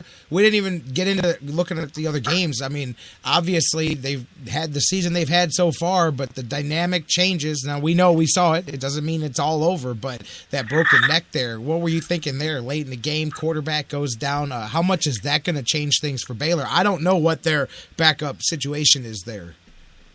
Well, they have a very talented young kid. They continue to recruit the best quarterbacks in Texas and elsewhere. So they've got a young player that they're very high on. His name is escaping me at the moment, but certainly it puts a dent in their hopes, because I don't care. That's a system quarterback situation there. In fact, Petty last year was sort of probably had his draft chances hurt by being in a system like that. It's always the question, is it the guy or is it the system that makes a quarterback so productive? Certainly there's an argument to be made that it's Kevin Sumlin's system that, especially when a guy like Russell can step in for his first season and put up the numbers and the yardage that he's done. So who knows whether the young kid, I think it's a redshirt freshman, whether he can step in and be as productive. He can be productive. He may not be productive enough to beat TCU and Boykin. He may not be productive enough to beat Oklahoma. So you kind of hope that that's not the reason that their season falls for their sake. At the same time, you've got to, when you see the hit on the kid, how he dropped his head and how his helmet took such a shot, I guess you can be glad that it wasn't more serious than it was. Oh, yeah, absolutely. And then you'll just have to see, like you said, they've got a guy, but will they be able to continue that? That's a shame to see anytime it happens, but especially them playing so well up until then. Hey, Michigan State, Indiana, I did not watch the game, but I did watch the final quarter because I was flipping through the channels. And I just happened to hit, I think it was ESPN 1 or 2, whichever one it was on. And sure enough, that game was on. But I hit it at the point where you thought it was a football game. It was, 32, it was a 5-point game, I believe. 31-26, something like that. And Michigan State had the ball, and I'm going, hey, man, this is an upset in the making, perhaps. They very quickly scored 3 touchdowns, and that game was nowhere near as bad as the 52-26 final score will tell you, because I thought for a second, I watched the rest of it. I said, hey, man, I must have been the bad luck charm, because they were doing fine until I started watching this game, but they put a scare into the Spartans for a minute. Well, you're right, and it was... the fact that they were at home was a little bit more surprising. Indiana is going to rise up and snuff somebody. They have such a terrible defense, though, that even when they would pull close, Michigan State could kind of march right down the field and get it back. But yeah, that was a game. They hung with them, and they led early in the game. But yeah, Michigan State is so well coached. And I was sitting there watching the game with some people, and I just said, it's just so unlike Mark D'Antonio and a Mark D'Antonio team to let a game like this come along and upset him. And I was even when Indiana was close, I said, D'Antonio is D'Antonio. They will pull it together. They don't lose games like this under him. And then they score 3 late touchdowns and make it look like a blowout. But you're right; it was absolutely a tight ball game. Indiana, tip of the hat to them for hanging in and playing so well. They continue to just be dogged by defense. It's just awful. Yep. Sudfeld is a good passer, and they have some offensive weapons. But until they start recruiting better athletes on defense, they're just going to struggle. Yeah, we saw that when they played the Buckeyes. How about the kick six, take two? How about the end of that game there with the Seminoles and Georgia Tech and the blocked field goal and the touchdown? Were you watching that one? I wasn't watching it live, but I did see, of course, that highlight many times later on in the day. Another undefeated biting the dust. Another special teams play. Yep. And it was kind of remarkable. It, of course, reminded you of the Auburn-Alabama thing. And it's right up there as one of the top 3 plays of the year in college football so far. The number one, certainly, I told somebody the other day, I had a guy text me, a relative of mine, saying, did I just see, and he doesn't follow football all that much, so a week after it happened, he texted me and says, did I just see a player catch a touchdown pass behind the back of the defender, and with his arms wrapped around the defender and catch the ball? Did I just see that? And I said, yeah, that happened in the Stanford game last week, and I said that was the play of the year in college football until that Michigan punt.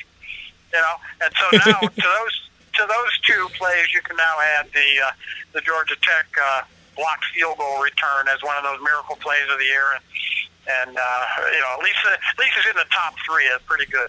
Oh, I agree. Those 3 plays would probably be right there with me too as well. What else? Toledo got the win over the weekend, so not much otherwise upset-wise there, other than those couple of undefeated teams knocked down. It'll be interesting to see, as you said, between now and 2 weeks from now when the first playoff rankings come out, and we'll talk more about that. Buckeyes got a bye coming up this week, and hey, the World Series. By the time you and I talk on Wednesday, will be the Blue Jays and the Royals, or excuse me, the Royals and the Mets. I'm sorry, as the Blue Jays got eliminated. I officially went 0 for the World Series here. I got it all wrong. Right, I had Blue Jays and Dodgers, so I was way off too.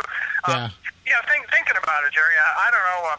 Are you going to be rooting for the Royals? I mean, are they your sentimental favorites to win it? Why not? Well, why not? And normally I find myself rooting for the American League. I also have got to believe that this year there's going to be something to the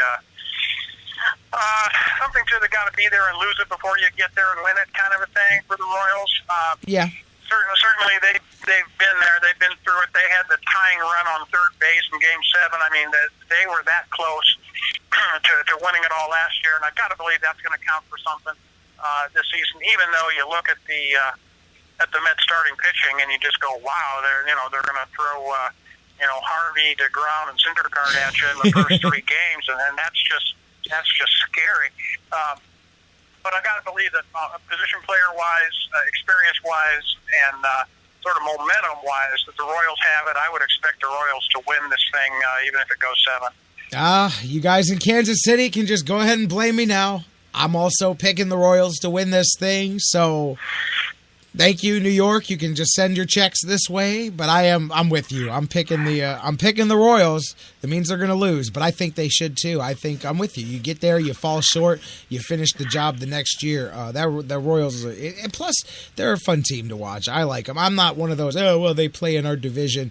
I have no rooting interest for the Mets whatsoever. So by default, I guess I'm pulling for the Royals, man. Yeah, that's right.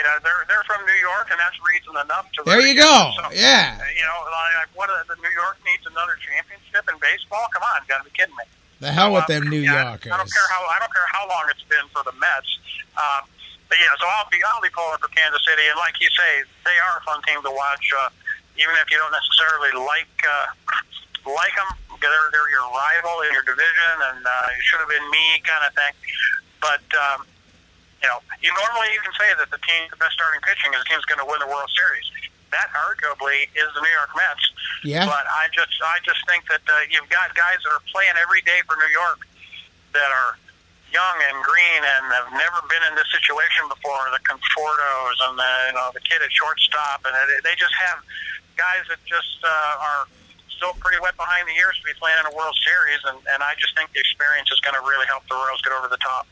That starts tomorrow. Game 1 it will begin for the World Series. We'll be talking about picking the Royals. All this talk about teams that have been so long without championships, 1908 for these guys. As you tune into the Sports Fix, Dan Wismar, J-Rocc, we're talking, and you don't need us to remind you that it's been about 50-some years since anybody in Cleveland has won a championship, and the Cleveland Cavaliers are tipping off what I think is clearly the best opportunity to stop that in the last 50 years. So many people pointing at the Cavs. I don't care about any of that or what anybody else thinks about the Cavaliers. We talked last week, the general managers around the league have picked the Cavaliers, and they do get it right more often than they get it wrong, but none of that means anything except for the fact that you saw what the Cavaliers did last year, and we've talked about the injuries and all of that. I think this Cavs team has reinforced the holes from last year's team, and I believe even with injuries along the way, I think this Cavs team is deep enough to win it all, and I think they do win it all this season. But man, what do you think here? This is clearly the best championship level team in any sport that a Cleveland franchise has produced, I think. Well, yeah, certainly. And you look at the roster up and down, and you just say, "Holy smokes!" I mean, if they had any holes last year, and they did, they certainly have addressed them. Bringing in a Mo Williams, bringing in a Jefferson, and getting some more bigs, having Bergeau back. Obviously, the only concern, two concerns, if you will, Kyrie's knee. Is it going to be healthy? And LeBron. It's a little disconcerting to hear he's getting, cortisone injections in his back before he's played a single game, and so you wonder about that, and you wonder about him holding up. But yeah, certainly roster-wise, depth-wise. Now I think some people are a little bit over the top when they start talking about winning 70 games. I don't think this team will win. I don't think this team will win 70 basketball games, but I think they could win 60 to 63. Somewhere in that range, maybe 64, 65. Ooh. It wasn't that long ago. They won 66 games with LeBron and a much worse supporting cast.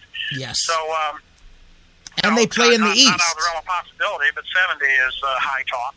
Yeah, they play in the East too. You're absolutely right. I think that even with all the guys that are going to be in and out because of injuries, I think 60's right about where I'm at with these guys. They won 53 last year. They've got a better, deeper squad this year. I think I've got them about 60, 61, somewhere in that area on the season. So I do think that you're crazy if you start going much higher than that. But I think I've seen a lot of predictions of 50 to 55, and I think you're discounting the fact that the Cavs play in the East, and I think by default look, last year, as much problems as they had, they played sub 500 until freaking January, and they still won 53 games last year. I think 60 is easily the target goal for this team, and whatever they win in the regular season, it's a conversation for fans. It's a conversation for media, because the goal is what they do at the end. We saw that a completely different season started for the Cavs last year, and they went into playoff mode, and they instantly became the best rebounding team in the playoffs. They became the best defensive team in the playoffs. That was how they made their money in the playoffs, and I think that they've improved the depth, like we mentioned, along these ways, that I think that will all pay. Plus, these guys have all been through a run now.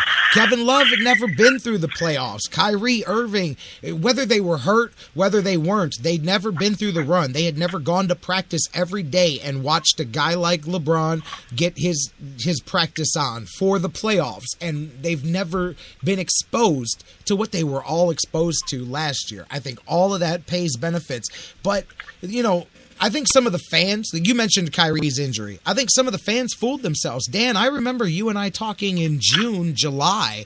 And I was very clear. I said I don't expect Kyrie Irving to play basketball until December or January, because I think that's the main reason why they signed Mo Williams. It wasn't just a great depth signing. They would have signed perhaps somebody else if they were looking for just depth. They needed somebody who can be an NBA starter, because I think Mo Williams ends up starting 20, 30 games for this team this year.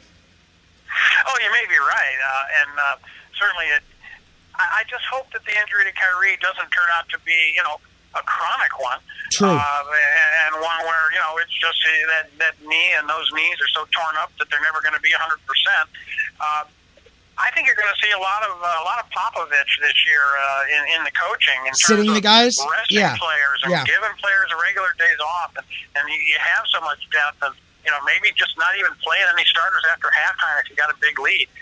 This team was 19-20 after, almost halfway through the season, two games short of halfway.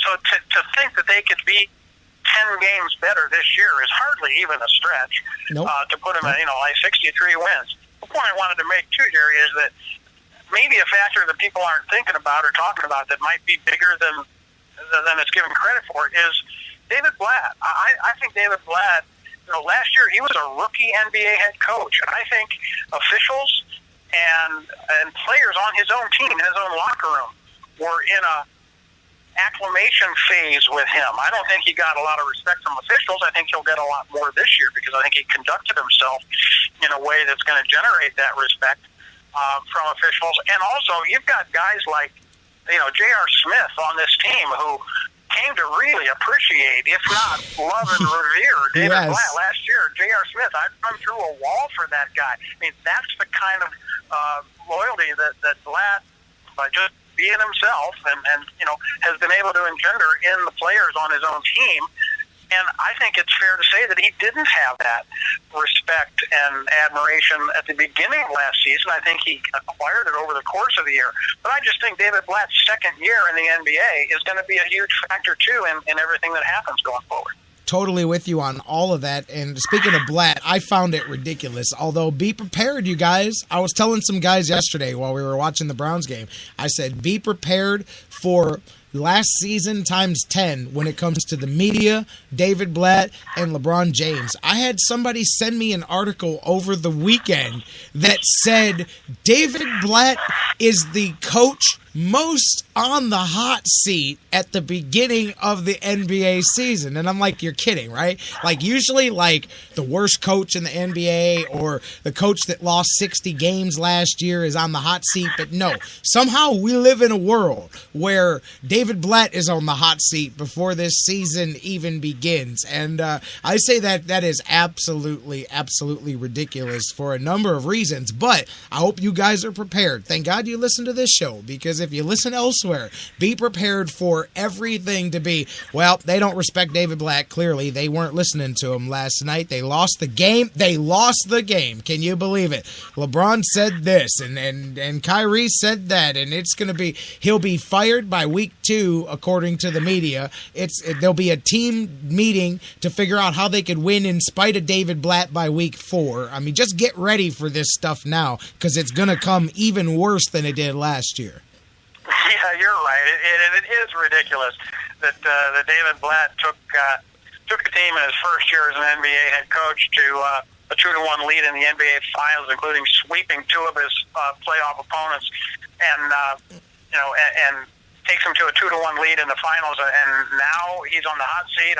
There could not be anything more ridiculous than that, especially the way the players respond to him, the way the front office has his back, and the results he got in his first year in the league. So it is crazy, but you're right. We'll see it because it's clickbait, and that's what the media looks for. That's exactly what they look for. Bruce, I just caught this comment. I'll ask you before I let you go, Dan. I said that I thought that maybe you could say this team at the beginning of a season, the Cavaliers, perhaps the closest to a complete championship preseason roster where you go, man, that's the best team any Cleveland team has had in 50 years or whatnot. 95 Tribe was pretty good, as Bruce said there in the chat room. What would you think comparing the two before the season? Now, it's easy to say well, we know that the Indians didn't win in '95, but looking at it preseason, would you say that team was more likely to win a championship or this Cavaliers team? Well, I actually might have to go with this year's Cavaliers because I think even in '95, even coming off 144 or whatever it was, there were still lots of questions about the pitching staff in the mid-'90s Indians, and after 1 and 2 starters, you really didn't know what you were going to get, and I don't necessarily recall having those reservations about the starting pitching, but you look back on it and you say, how did that team win that many games with the starters that they had? I'd have to say that top to bottom, as far as looking at a roster and saying, wow, this is loaded, including the best player on the planet. You couldn't say that about the Cleveland Indians, even if Albert Bell played like it that year. I guess I'd have to give the nod to the 2015-16 Cavs. All right, there you hear it. Speaking of the 15-16 Cavs, you said 60 wins, 63 even, not out of the stretch of possibility. They made it to the finals last year, fell short. What happens this year? How do you see this journey ending that they're about to begin tomorrow against the Bulls? Do you think they get it done, or do you think there's a lot of people are predicting another finals run, but they fall short yet again? I don't know that LeBron James lets them lose 2 years in a row if he can get them to the dance, but what do you think? Do they finish the job this year? Well, I certainly like to think they do, and let's put it this way: if I'm David Blatt and people are asking me questions about what do you think about being the front runner, everybody thinks you're going to win it all, my stock answer would be, wait a minute, how about the Golden State Warriors? Does anybody like the Golden State Warriors, the defending champs of the NBA, who are a young team getting better all along? There's obviously questions now about Steve Kerr and what his situation is going to be and how soon he can get back to coach them.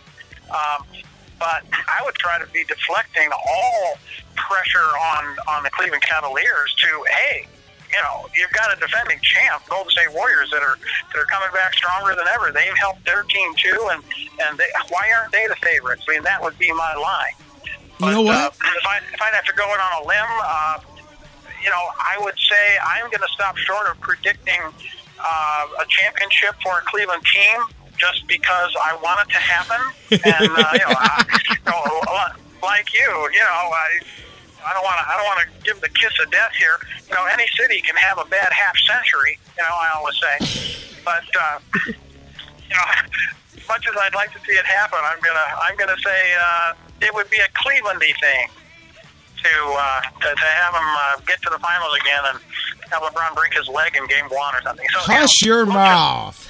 We'll just stop it right there and say they have the strongest team. They have the best team in the NBA, and I don't blame those GMs from picking them because we do still have the best player in the world. You know what? You made a great point though about the Warriors, and maybe this speaks to how many people maybe discredit the Warriors, because there's a lot of talk, and hey, it is what it is. They've got a trophy in their trophy case, but they had a very fortunate run through the playoffs in meeting each team while they were a little bit weakened by some serious injuries, and then of course we all know what happened with the Cavs. But I think that's reflected in the general managers, and I don't recall a season where the defending champions lost nobody, brought back everybody. I mean, they're the same team, and they're like the fourth. I think they're number 4 on the predictions of who's going to win the championship. I know you had the Cavs were above them, the Spurs were above them, and I believe maybe the Clippers may have been picked above them as well, but 3rd or 4th. But they didn't lose anybody. They didn't have any free agency defections. They didn't anything crazy like that. Very rare that you see that other teams just move above the team that just won, and I think maybe that's because some people know that Golden State should feel very fortunate that they were able to conclude that series with their trophy, and they should be happy with it. Well, yeah, and that's also a reflection of how strong the West is. True, and very how true. How hard it is for any team to get to the finals out of the West with the top to bottom strength of the conference. So that may be part of it, a part of the thinking too. And of course, we know how close the Warriors were last year to not getting past the Clippers.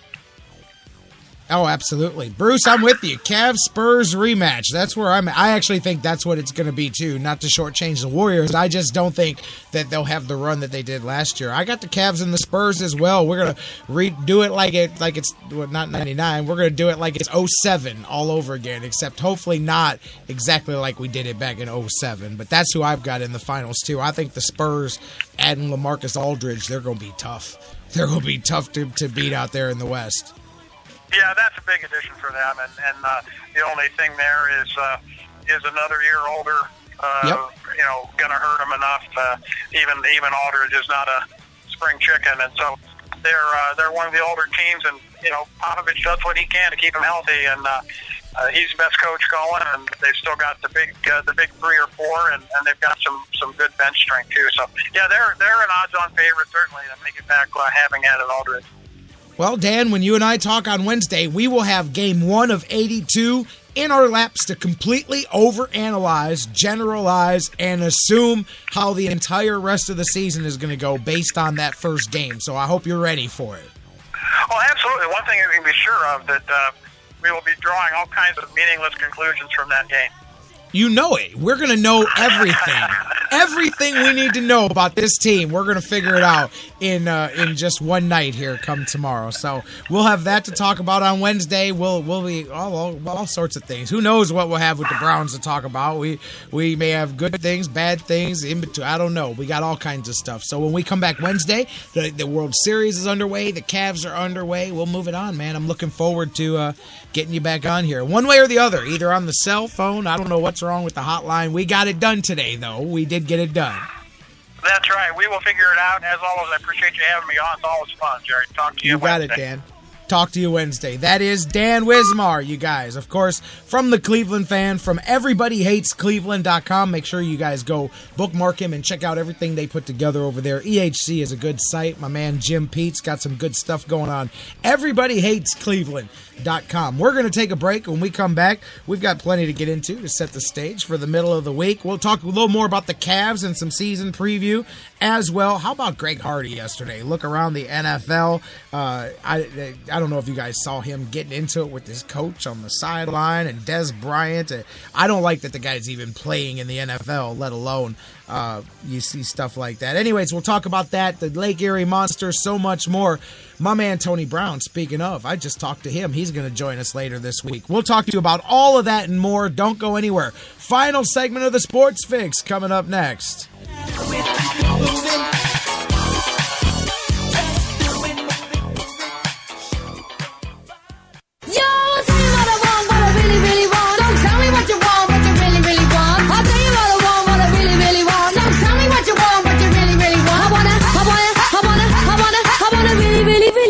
Listen to the Sports Fix if you want to be my lover. The Sports Fix is now available every day on the world's largest internet radio service, iHeartRadio. Download the free iHeartRadio app, subscribe to the show, and get your fix. Football season is party season at Harry Buffalo North Olmsted. And no matter who you root for, everyone wins at Harry Buffalo. Every Saturday is Coors Light College Football Saturday with $6 pitchers, 4 bottles for $10, and the Buckeyes in full HD. Every Sunday, all the Browns action with Bud Light beer specials and $10 hair of the dog pitchers. Hey, baby, let's go out there like a bunch of crazy dogs. Monday night, catch the Monday Night Football action with some of your favorite Browns players. Football season is most definitely party season, and your headquarters is Harry Buffalo North Olmsted all winter long. Harry Buffalo. Join the herd. Fantasy sports lovers, you put so much time, hard work, and effort into playing week to week that it quickly stops being a fantasy and starts getting real. Real time spent making real decisions, creating real victory. I'm the greatest man in the world! And when the smoke clears, you want to show off those victories. Does that like Fantasy Jocks. The crew over at Fantasy Jocks have beautiful, high-quality, and heavy-duty championship belts, rings, trophies, and so much more for all your fantasy sports needs. The trophy's 12 feet high, and it is glorious! Football, baseball, hoops, you name it, they have it. Plus, they have awesome draft kits and party supplies to make all your preseason activities the envy of everyone. If your league needs a ring, belt, or trophy, there's literally only one place to go. Do it right. It's mine, the most magnificent belt ever created, and it's mine. With America's Fantasy Sports Superstore, FantasyJocks.com. What's your fantasy? In baseball, miracles can happen when a team works together. 2 out, bottom of the ninth. Down to their last strike. The same is true in the fight against cancer. That's why MLB has teamed up with Stand Up to Cancer. Because we believe that when we all stand up together, 41,000 on their feet. we can make cancer history. Now everybody's standing. What a buzz in this building. This is beyond a dream. Stand up with MLB at standuptocancer.org. Portions of the Sports Fix brought to you by Fantasy Jocks. Visit FantasyJocks.com, your fantasy sports superstore. Championship belts, rings, trophies, and more. This is the Sports Fix. What is your name? I'm the dude. So that's what you call me, you know? That or his dudeness or Reno if you're not into the whole brevity thing. Dude, what do you want? Well, it's this rug I have. It really tied the room together. We are not a show to be swept under the rug. We are a show to be heard. It's the Sports Fix.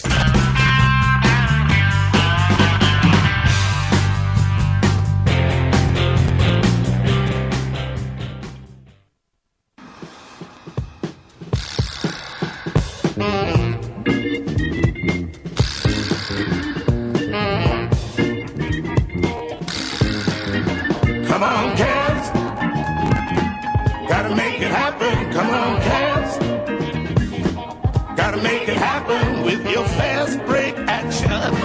Gotta make it happen. Just keep on coming on. I had to play it a little bit before we came back. Welcome back to the Sports Fix. J-Rocc with you. Come on, Cavs is right. Trust me, you're going to hear this about 1,000 more times in the next 6 months or so as the Cavaliers begin in March. By the time we're live again on Wednesday, the Cavaliers will be live on another season as they tip things off against the Chicago Bulls. I cannot wait. I know you guys can't either. And, hey, listen, Brownies, you guys had your shot, man. You had your gap.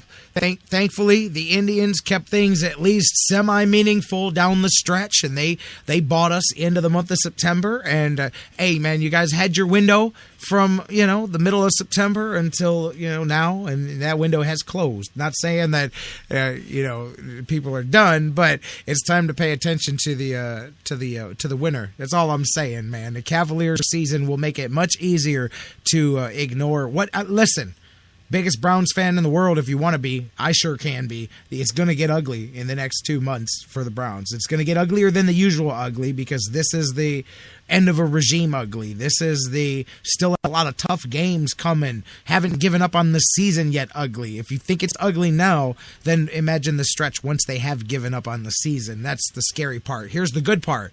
Cavaliers will be playing some hoops 2, 3, sometimes 4 days a week and help you keep your mind on something much better. Not only Cavs, but the Buckeyes are getting ready to hoop it up. The Vikings, speaking of the Cleveland State Vikings, Gary Waters, most likely Friday. I'm working with CSU right now. Coach Waters is going to join us for our first conversation of the season. Looks like it's going to be Friday and try to preview the Hallow Hoops green-white scrimmage that's coming up this weekend with trick-or-treating and all that on Halloween. So we'll try to catch up with him on Friday, Coach Waters. On Wednesday, Tony Brown from the Lake Erie Monsters will be in the house with us, joining the conversation. So looking forward to talking to both of those guys as well. But there's hoops everywhere, all over the place.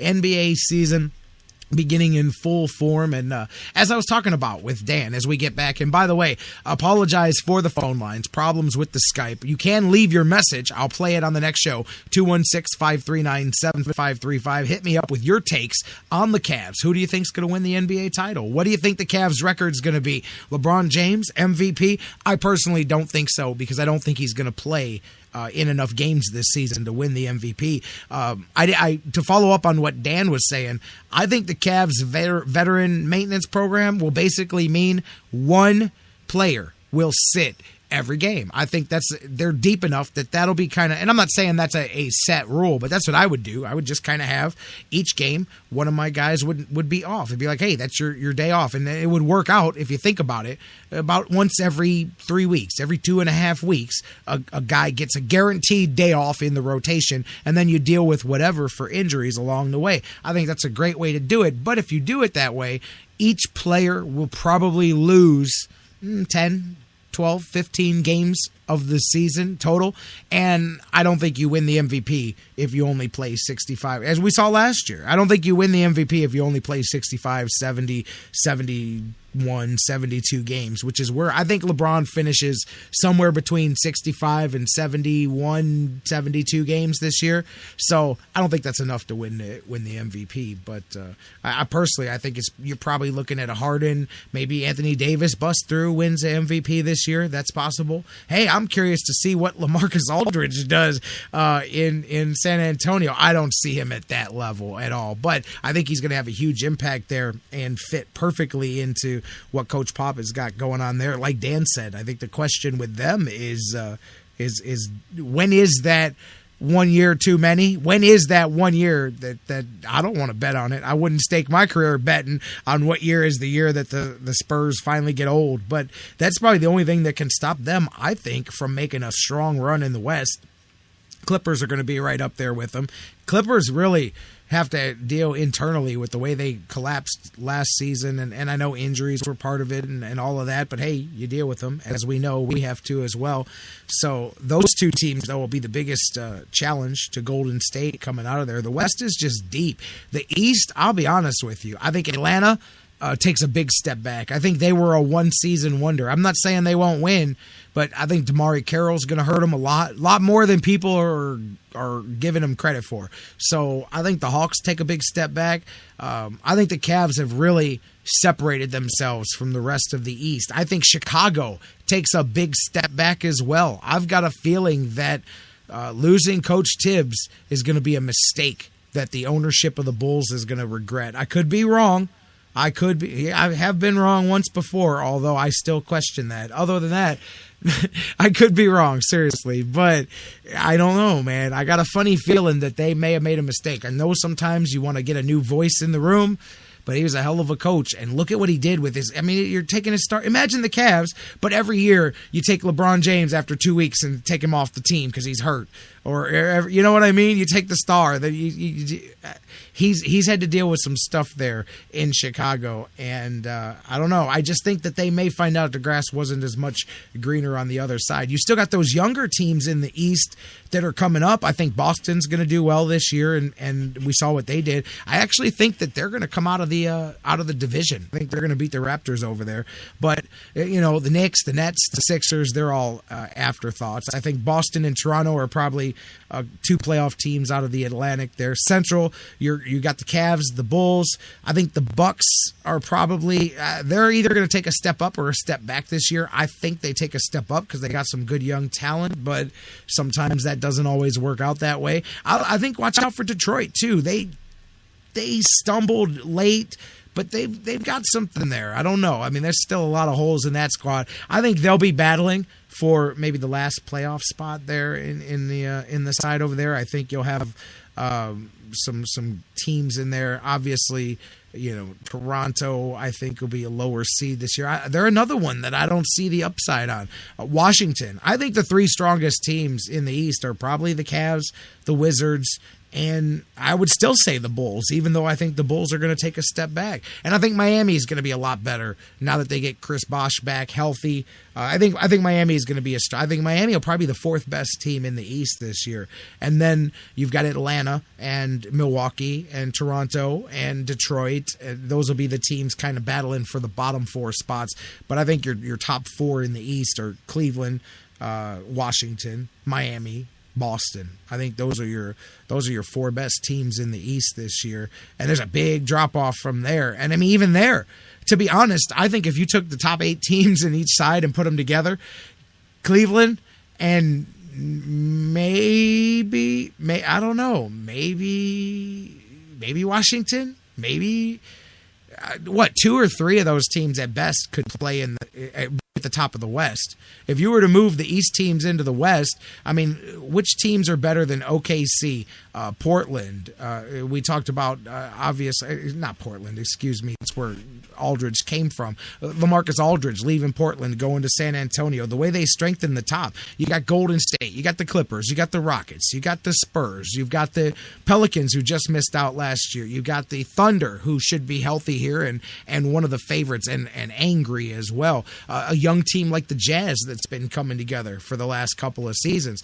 I mean, they're deep. I honestly think that maybe the top, if you were to take the top 8 teams in all of basketball, maybe 2 of them come from the East and the other 6 come from the Western Conference. So that West is going to be tough to come out of. I mean, I think OKC, I mean, it's easy to pick the top 4. I think it's actually not as easy because pick me 4 out of the Thunder, the Warriors, the Clippers, the Rockets, and the Spurs. And we haven't even touched the Pelicans yet. And I love Anthony Davis, but just give me the top 4 out of those 5. That's going to be a dogfight over there.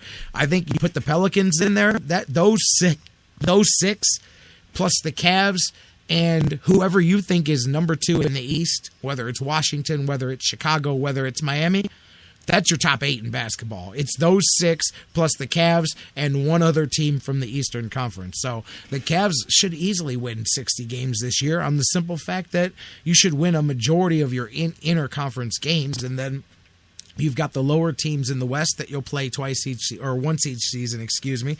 To me, there's no way that they're not 8 to 10 games better than they were last year. Man, predicting who's coming out of that West is going to be tough, but I'm laying on them Spurs, man. I like the Spurs, barring injuries, barring anything catastrophic. I like the Spurs. I don't even like the Warriors in the Western Conference Finals. I like the Spurs, and I like the Spurs and the Thunder. I think the Thunder are going to make the run that a lot of people have been expecting from them. They're going to be angry. They've had the injuries, one or another. Westbrook, Durant. You've got talk about a hot seat, and you got a lot of question marks there as far as re-signing extensions and Kevin Durant's future and a lot of stuff up in the air. I think Oklahoma City gets it together. I think you're going to see the Spurs and the Thunder are going to be your Western Conference final. But there's 82 games and some playoff. Matter of fact, what was the number that I just saw? There are 2,987 basketball games to go, beginning with the tip-off tomorrow before we get to the playoffs. I'm sorry, 2,457 basketball games remain before the first playoff game. So you guys have about 2,500 NBA clashes to go, starting with the first one here for the Cavs.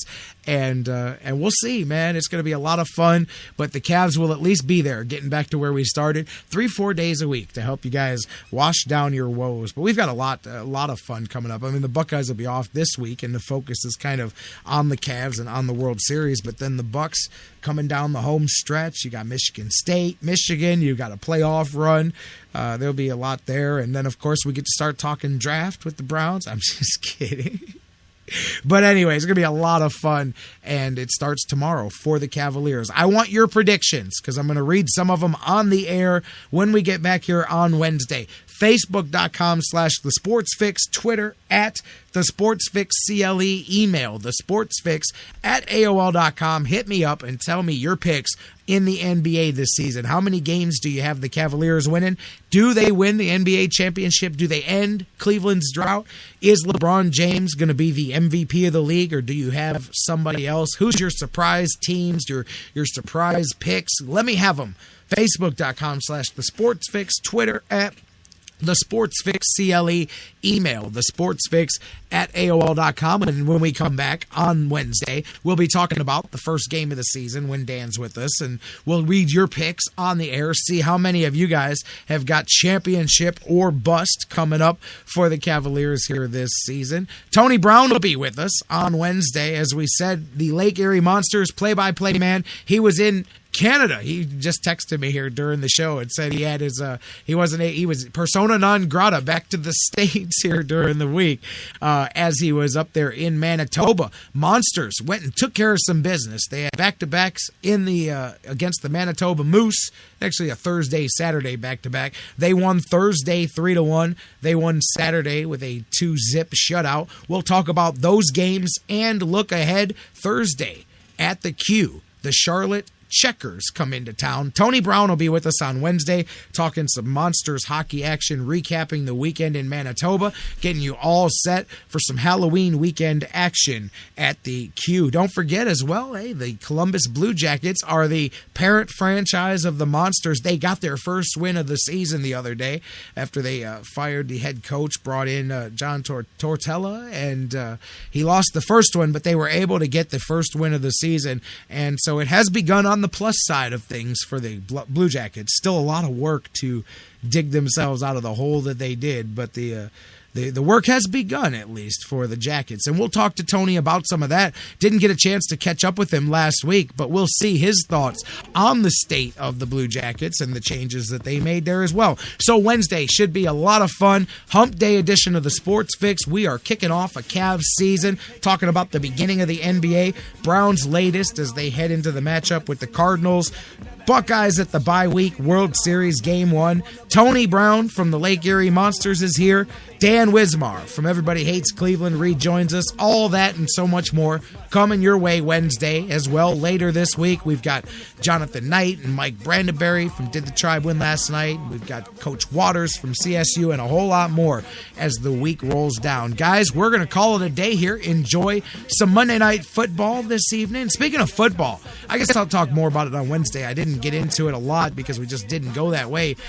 Looking around the NFL, man, how about some of how about that Washington comeback, by the way, in that one? And then Tampa Bay almost coming back at the end. Winston was driving them, and that fumble there at the end shorted the comeback attempt there. But how about the big comeback by Washington? How about Ryan Tannehill, who I was playing against in fantasy football? That kid had 45 fantasy points by halftime. He had 4 touchdowns. He started the game 11 for 11. He had an unbelievable performance as Houston just got annihilated by the Dolphins. And hey, maybe that coaching change was needed for the Dolphins because they've bounced back ever since they ditched their head coach with a bit of an attitude. And I was reading last week some interesting stuff out of Miami about the total culture change at practice in Miami. He's got these guys like they're in college again. He's got them doing the old school. If you're an old football player, he's got them doing the old man in the middle drills. He's got them circling around and just one man up. Let's hit each other and let's see who wins. And then the next man up. And he's got them doing hitting drills and physicality things and old school like training camp football stuff that you don't really see as much anymore. But this is in the middle of the season. I mean, it's not normal for many coaches to come in and try to up the intensity level during a season because we all know how hard it is to be in the NFL. But this coach, clearly, he said, the hell with that. We stink. And there's been a big difference in how the Dolphins have been playing so far. They wiped the floor with Houston the other day. Looking around as well, New England, that one was hard fought. They barely got that one. And then at the end, they got that wide open touchdown to Gronkowski, which I'll take in fantasy football because I needed that one. But and the Cowboys getting beat again. They've lost 4 in a row since their quarterbacks went out. And then this was what I was talking about earlier. Greg Hardy, they give up the 100-yard touchdown return, and he's over there yelling, smacks the clipboard out of the hands of the special teams coach. He's up in his face, in his grill during the game, and it got to the point that Dez Bryant, who, as you know, is not exactly the peacemaker of all peacemakers and not exactly the bastion of good behavior, he is out there getting into it with Greg Hardy, calming him down. And keep in mind that Greg Hardy shouldn't be playing in the NFL. That crap in Carolina, the fact of the things that he got away with, and that because because of the whole way they do a trial down there. Anyways, we've done this before. I'm not going to complain about it anymore. Greg Hardy shouldn't be playing in the NFL. He's one of several players who have lost the ability, the right, the privilege to make a living in the NFL. But anyways, somebody will yell at me and say, who am I to say that? The poor guy only knows how to do one thing, play football. I say if that's all he knows how to do, A, you're shortchanging him as a human being, and B, tough luck, find something else to do. But either way, he was suspended. The Cowboys are one of the one teams dumb enough to bring him in. Jerry Jones, he's never met a publicity hound stunt that he didn't like. But he takes the risk and brings the guy in, and he's out there making his comments about Tom Brady's wife and hoping to date one of her sisters and all of that stuff. And anyways, you're in the system for domestic violence, for misogynistic comments, for all of these things, objectifying women, and you're making dumb statements like that. The team tells you to shut up, tells the media this isn't how we like our guys to act. Then you pull that stuff during the game, and after the game, instead of a criticism, Jerry Jones is out there last night after the game saying, no, we want that. We want players to be leaders. We want players to be aggressive and angry and encouraging their guys on the sideline. He said he didn't have any issue with him pushing anybody on the sideline because he plays the play and walks the walk. Get out of here. That man put his hands on one of your coaches on the sideline, and that's okay? I guess it's okay because the Cowboys have lost 4 games in a row and their season is quickly spiraling out of control. And the only person Jerry Jones could blame is the general manager, Jerry Jones. So I don't know who he's going to blame for this one, but he's not blaming Greg Hardy, and that's insane. When I read that, I didn't stay up and watch it. I watched the game. When I read that quote this morning, I could not believe it. It'd be one thing if it was just verbal. That's disrespectful, but it's verbal disrespect, which at least you could quote-unquote make excuses for. He put his hands on one of your coaches. That's egregious as can be. And I mean, you can't. I could put my hands on my supervisor because I am my supervisor. But other than that, I couldn't go to WINT and snatch up Steve Newman and say, listen, you need to program this station better, my man, because I would be out of a job and most likely in handcuffs in the back of a Willoughby police car, because that's the way the real world works. But anyways, I just couldn't believe that they actually said Jerry Jones actually said, I don't mind the pushing because he walks the walk and talks the talk. I wonder if Greg Hardy and Jerry Jones maybe haven't done some things together and maybe they got videotape on each other and maybe I'm just joking. I'm joking. Don't take that seriously. But it does make you wonder why the hell he would stick up for that. I mean, you cannot put your hands on a coach like that. Caught on camera? Get out of here. Anyway, we'll talk more about that on Wednesday. I'm going to see what Dan Wismar thinks about it. Monday Night Football tonight. Cavaliers tip off the season tomorrow. World Series Game 1, Royals and Mets. There's a lot to do. Be back here Wednesday. Your thoughts on the Browns, the Buckeyes, the World Series, the Cavaliers. I want your picks and predictions, and we're going to blow it all out here Wednesday. Same bat time, same bat channel, live at noon across the Sports Fix Radio Network. We love you, Cleveland and beyond, and we will see you right back here Wednesday on the Sports Fix.